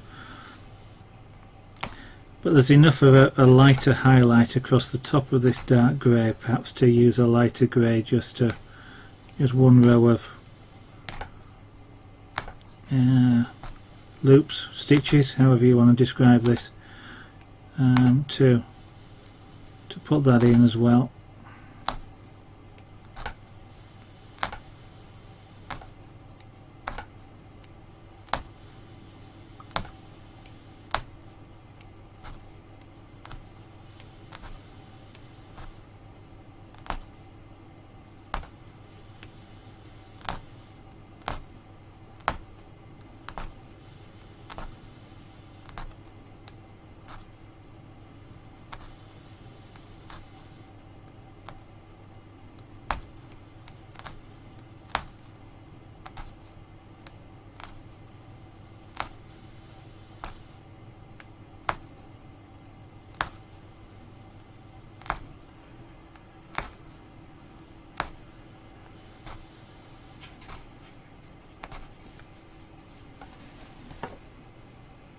Yeah, that's enough of that colour.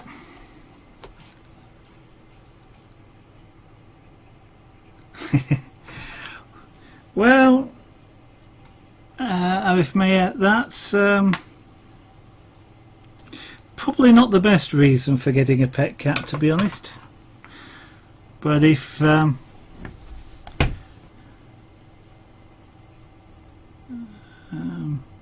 But if you've got other good reasons for having a pet cat, then and your circumstances allow it, then I of course encourage anybody to look after pet cats, especially rescue cats, rather than going out and getting pedigree cats or things like that. Go to a rescue centre and adopt a pussy cat. Big cats are often, whilst lots of people love kittens, and kittens are nice, big cats can be nice as well, because they've already got their personality developed, and you can see how they interact with you as an adult cat, whereas kittens have change as they get older, just like any teenager does, I guess. And what can be a very friendly kitten to start with can leave you alone completely as it gets older. Generally they'll come back and get more friendly as they get into middle age, but if you get an older cat, then of course it's already developed its personality, and you can see what it's like straight away. Right, I was going to put a lighter grey in.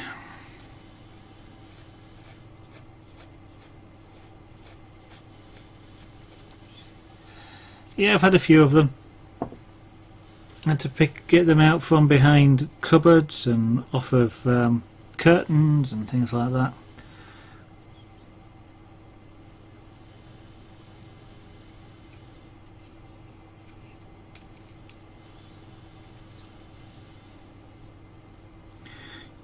Cats are odd as well. They're a semi-social animal.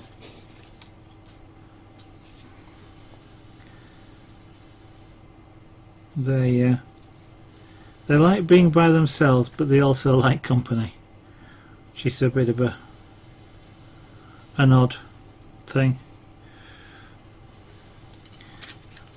What we seem to have noticed is that if you got a couple of kittens, then they're relatively, they're friendly, they'll play with each other and play with you. You have more than that, and then they just sort of exclusively play with themselves, because there's always somebody to play with. And they tend to ignore you a little bit.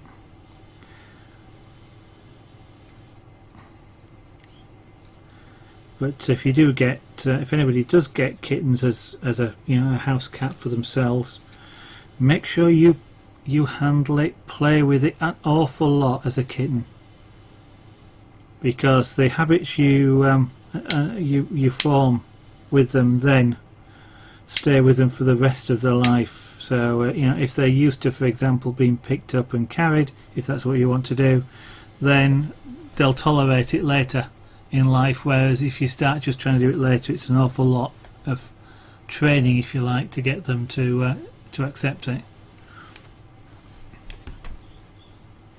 Just remember that the kitten has to trust you though.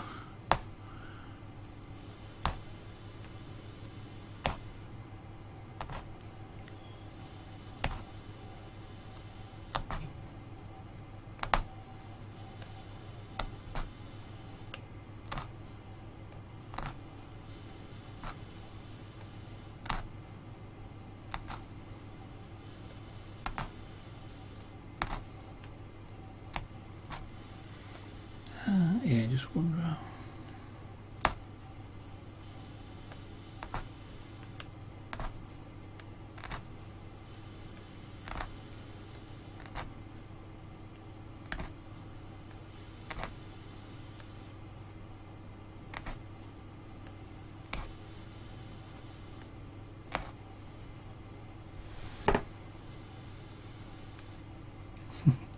And remember, kittens are for life, not just for YouTube. Do I like kitties? Yes, I like kitties. We currently have 3 of them. They're somewhat larger kitties than, somewhat older than kittens, but yes, I've got 3 at the moment.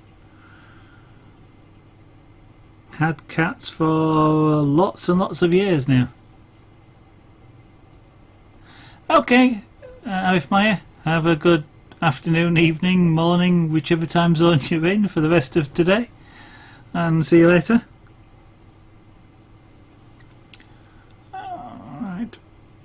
got no more light stuff. Right, now on to, let's do some dark brown.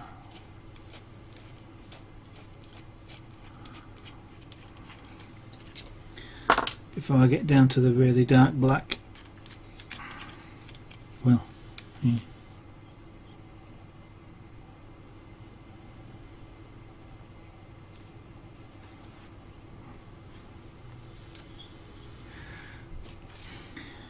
It's an odd sort of thing in there. I haven't looked for a long time, but at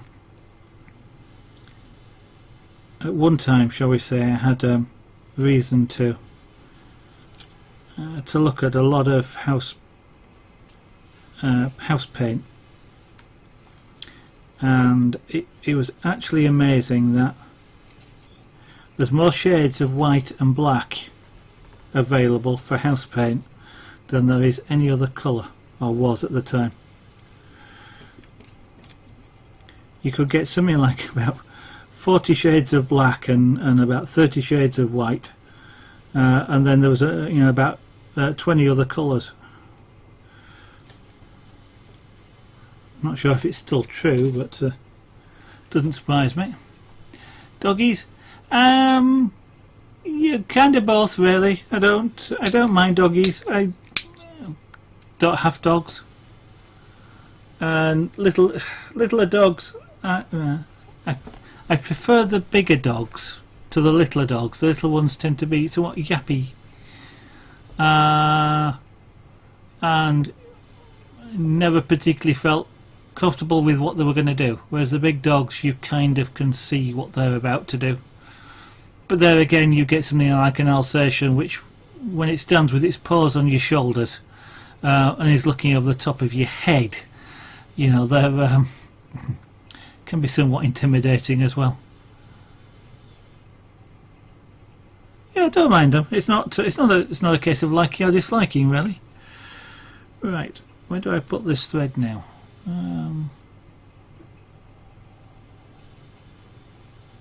Yeah, we'll fill in those areas around here, I think. So where does this start?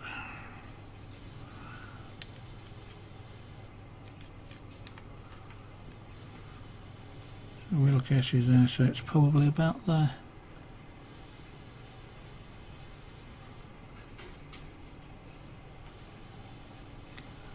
I am just trying to work out where. Yeah, about there. My pattern is now wearing off.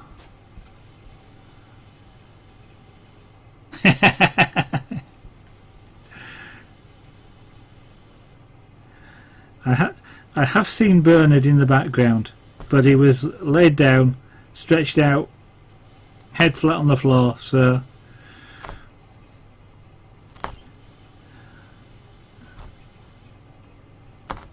he was a chilled out dog at the time.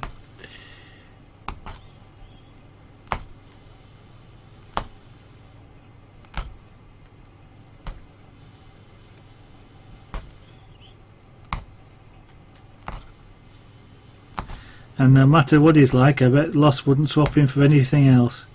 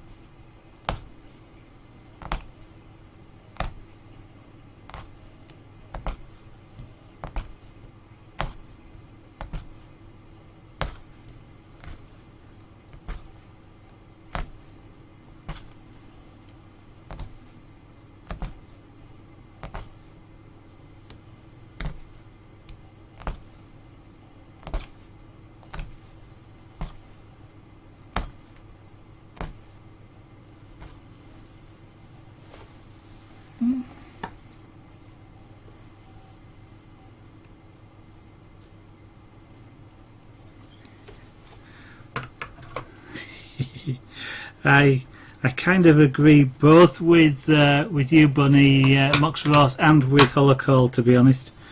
They're fine to keep the world running, doesn't necessarily mean I want them on my desk.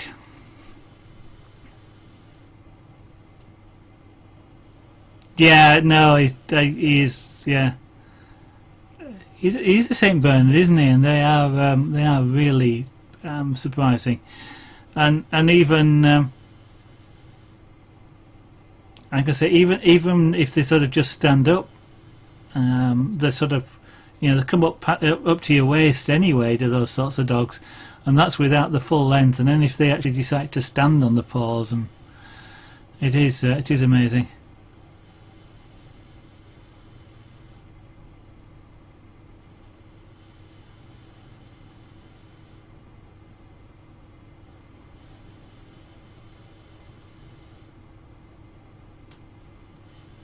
Okay, well, if you've to go at some point, Bunny Mox Rose, that's okay, no problem.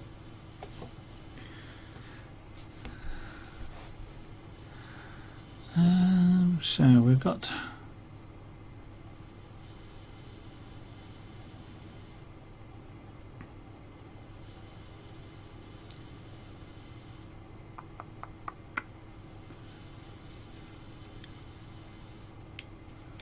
let's drop that to that, and then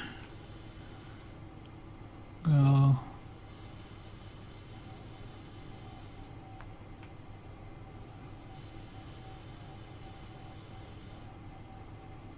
across there, understairs, and then come up to that. Okay.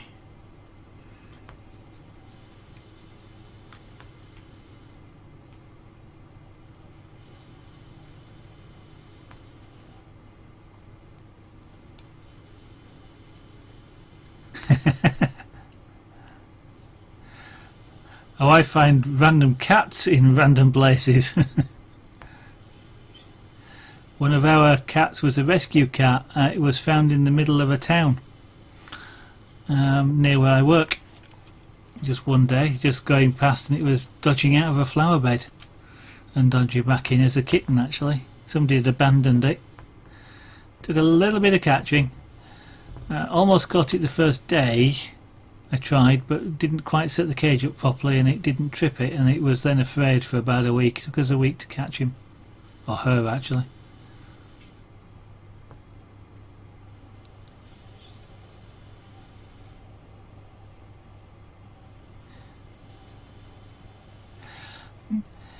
It's kind of odd. Yeah, red ants, you know, the structures they form in the soil, etc., are the fascinating things. I'm guessing you had them in such a way that you got to see the inside of the nests, but they kind of are kind of. It's not kind of the thing I think of as pets, though. Mind you, I was about to say, because you can't really sort of play with them or touch them, I guess. But there again, goldfish are pets, and you can't really do that with them either. So, but yeah, cool.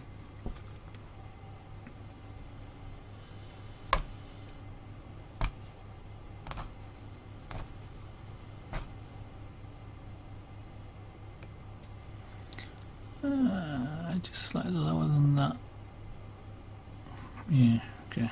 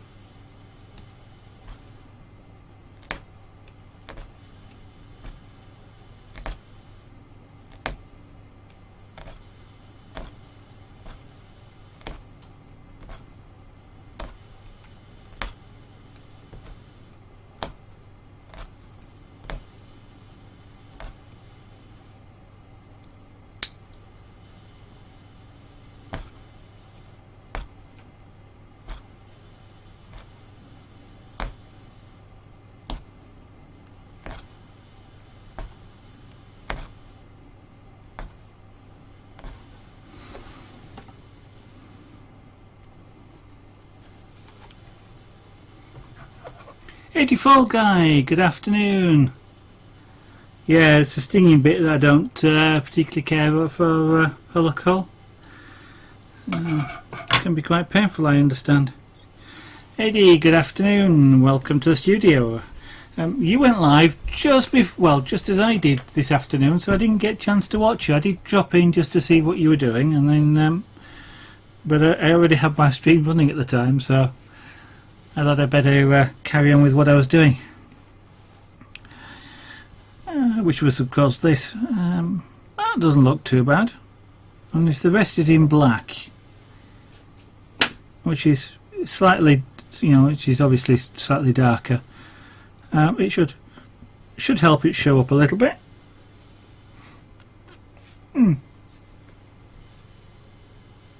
Yeah, I'm getting that way as well, 84 guy. It's about another 5 minutes or so, I think, but we shall see. I just want to carry on and do a little bit more. So we've got there. Okay, so.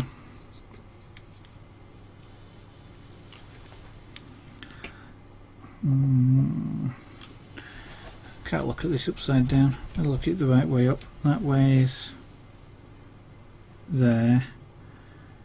That's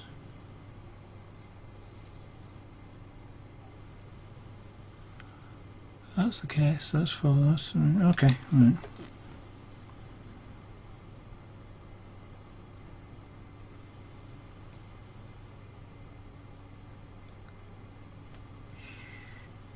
Yeah.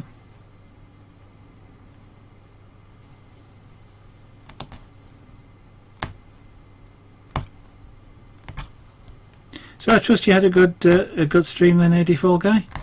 Anybody who's watching the studio at the moment that isn't familiar with 84 guy, he's also a streamer. AD streams chainmail and generally speaking. Makes jewellery from chainmail, things like dice bags and pendants and things like that. So highly recommend you check him out. It's a most interesting craft to watch him turn rings of aluminium into these fantastic pieces when he's finished. Definitely worth checking out.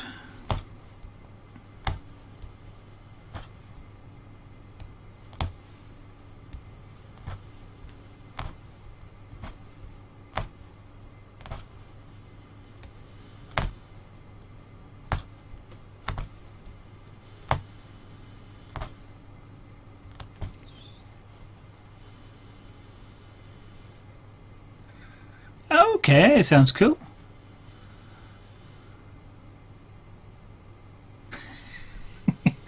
I don't have an accent, Bunny Mox Roars.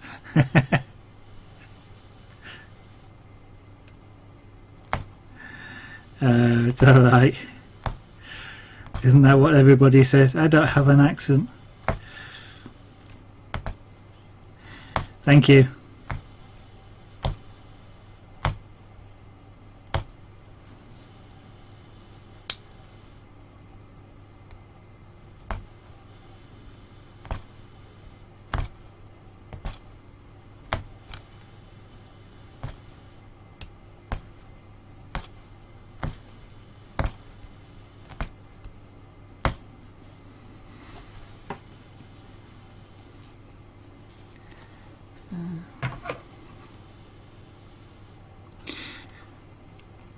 Do you record your streams, 84 guy? I don't recall because I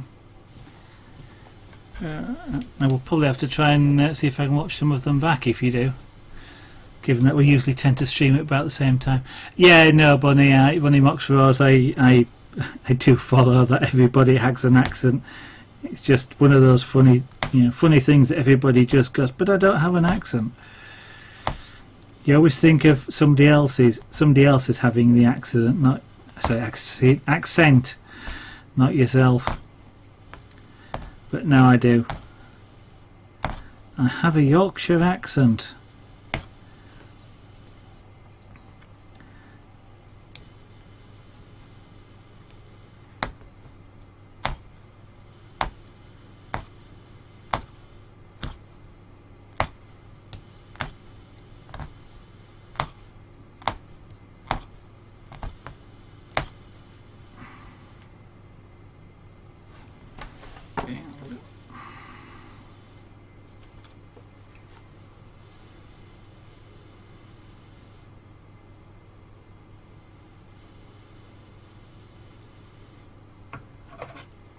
Okay, Buddy Muxrose, have a good whatever, afternoon, evening, morning.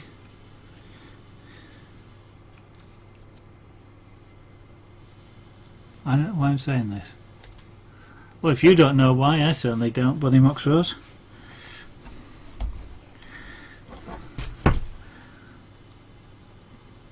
Okay, that doesn't look too bad. Right. So we've got some sort of fuel tank or something, I think, underneath here, so we'll do this one.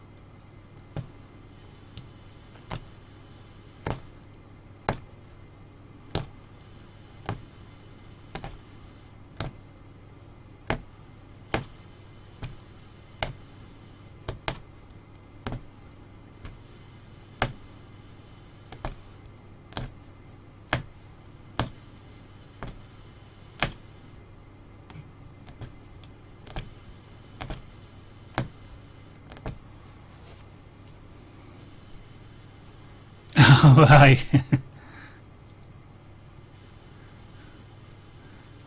Okay. I'll have to watch Adie's VODs back because I find anybody doing physical art, you know, like Adie does or Free does with his airbrushing, to be a fascinating thing to watch.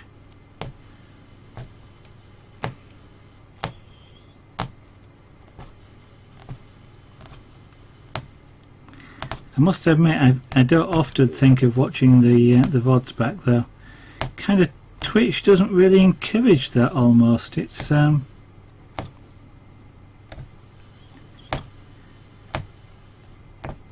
mean, I know it shows up things like, you know, if somebody's offline, it sort of shows up on, you know, on the window as, you know, past broadcasts or highlights, but I don't know, it seems to be really poorly highlighted in some ways.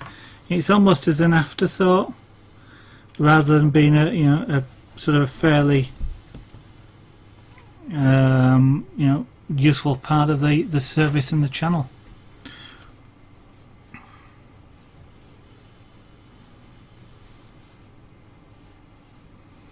Okay, that's quite nice. I've applied to all of this, the brown. I've applied a sculpture effect, and this one's got it as well. I kind of think I wish I'd have made. I've probably made these stand out a bit more than the main loco itself, so I probably should have done the loops on here a bit longer if I'd have thought about it. But not too bad at all. Not too bad. There's just enough space in there to get a line of black, which will be the main background, I guess.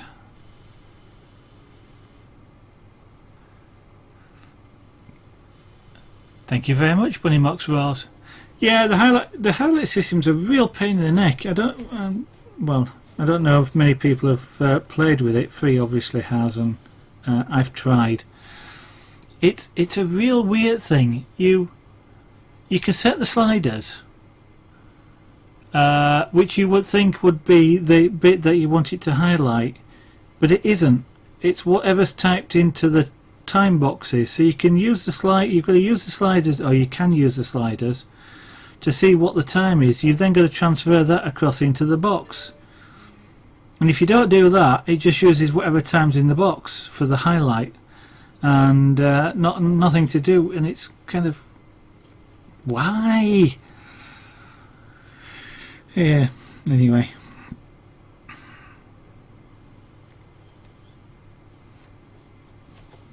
I kind of don't really think I have much use for the highlights, to be honest. Maybe what I ought to just highlight is the last 5 minutes of finishing a piece off, perhaps. But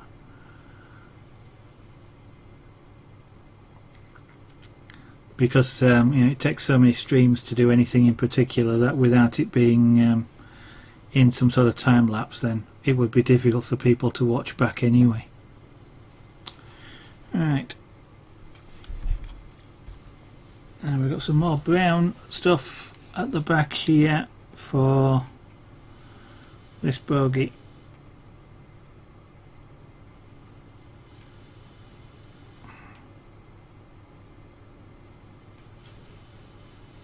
Yeah.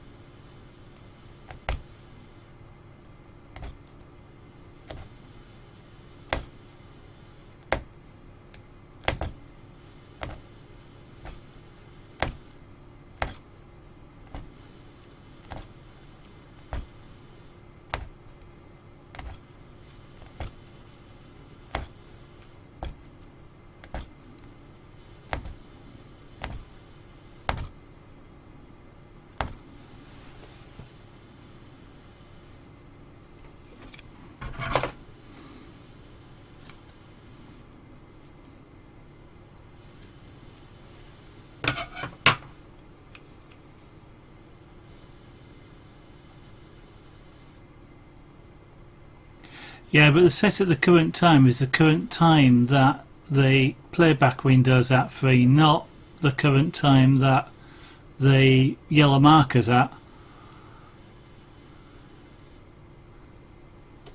Okay, Eddie. Well, if it's more fun to go out with friends than sitting here watching me, so by all means, go ahead.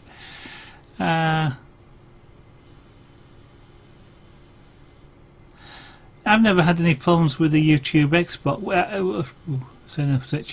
I did right at the start, and that was because I hadn't done something on YouTube. But once I got that, then the ones that I did across to YouTube worked successfully. I then downloaded them from YouTube, and I've got them locally here. I haven't put them back up yet, but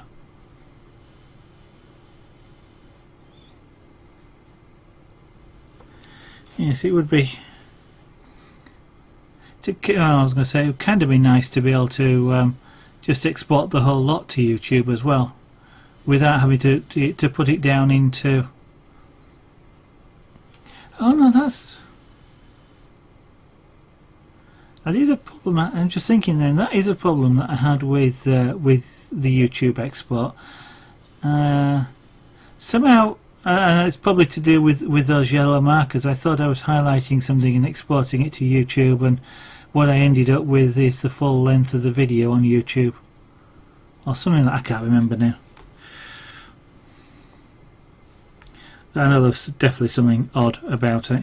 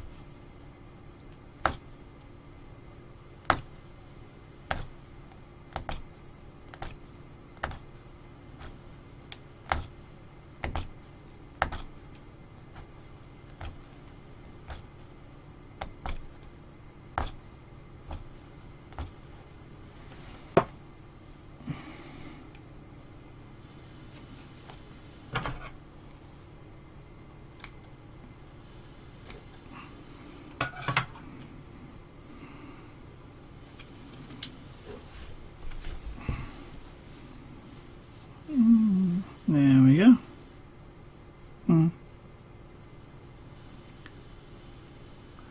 Not too bad, not too bad. It's just a pity you can't get much detail in. I'd love to get more detail into it somehow, but just doesn't work that way. Got a box to go in there. Do I put that in? Yeah, let's put that in. Yes, I should be streaming again tonight, 84 Guy. Somewhere around 2¼ hours, around about 8 PM UK time. And a little bit of carving when I do that.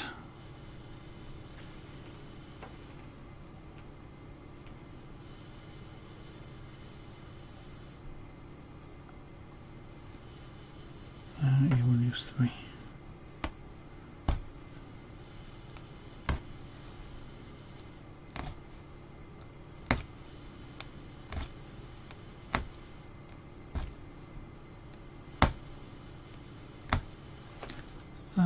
Goes up more than that, so it goes all the way up to the top. Yeah, just telling myself to tell myself where I need to go up to with these threads.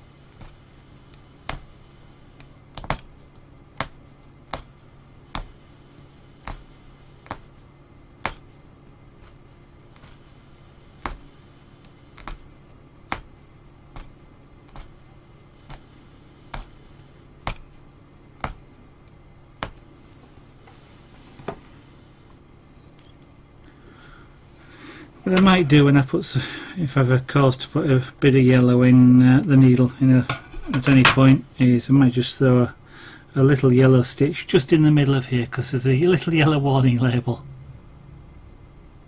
Yep, cool, no problem, AD Fall Guy. Look forward to seeing you, but if you aren't enjoying yourself, don't worry about it. Okay, that's a box to go in there. There will be a black line just outside of it, which will outline it a little bit, but you're looking at it upside down, and so am I, so let me turn it around. Although you could always turn your monitor upside down if you were so inclined. Wouldn't recommend it, but there again, if you're using a tablet or a phone, that's not so bad.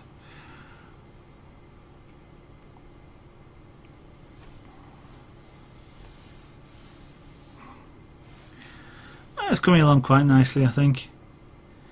So mainly now it's going to be filling in all the rest of this with black, possibly a few greebles thrown in, and then I've got the black air dam on the front here, and to see if I can get some of the buffers in. I won't get any other detail off the buffer beam at all, but just make the two buffers stand out a little bit, I think. And then once we've done that, some sort of, I may use a few greens just down here so it's on grass. Now I know you see, in reality you see sleepers and things, but you know, this is kind of somewhat stylized a little bit. So you know, maybe some grass or green colour down here, maybe some darker green or something as bushes like around the sides, and then a nice blue sky of some kind, I think. Maybe even put a silly cloud in or something. Or I might just leave it all blue.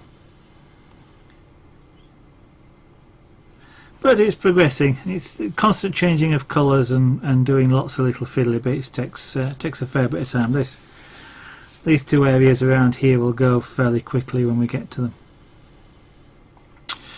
Anyway, we're coming up to 5:45 in the UK, and I think for this stream that will be it. I'm going to take the opportunity to go get a drink and see about making some tea and get ready for a stream later on in the day. I shall go see what my beautiful wife is being up to whilst I've been doing this.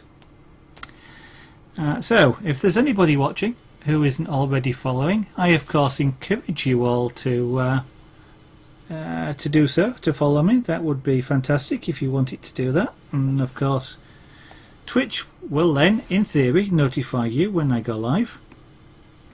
If you don't trust it or would like an alternative source, then you can follow me on Twitter at Zaragonart. Details are also below the stream window.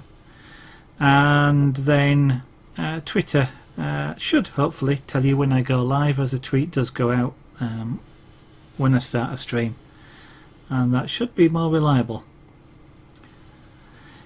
In the meantime, as I said, I will be back with a normal stream this evening in approximately 2 hours time, or 2 hours and 10 minutes time. That's 8 o'clock in the UK. Obviously it's whatever time it is in your local time zone. And apart from that, thank you all for joining me this afternoon. And Hullo, rainbows might be a bit too much for this picture, but we'll see. And again, thank you all. It's been fun having you around, and hope you've enjoyed the stream. Hope to see you on the next one. Cheers.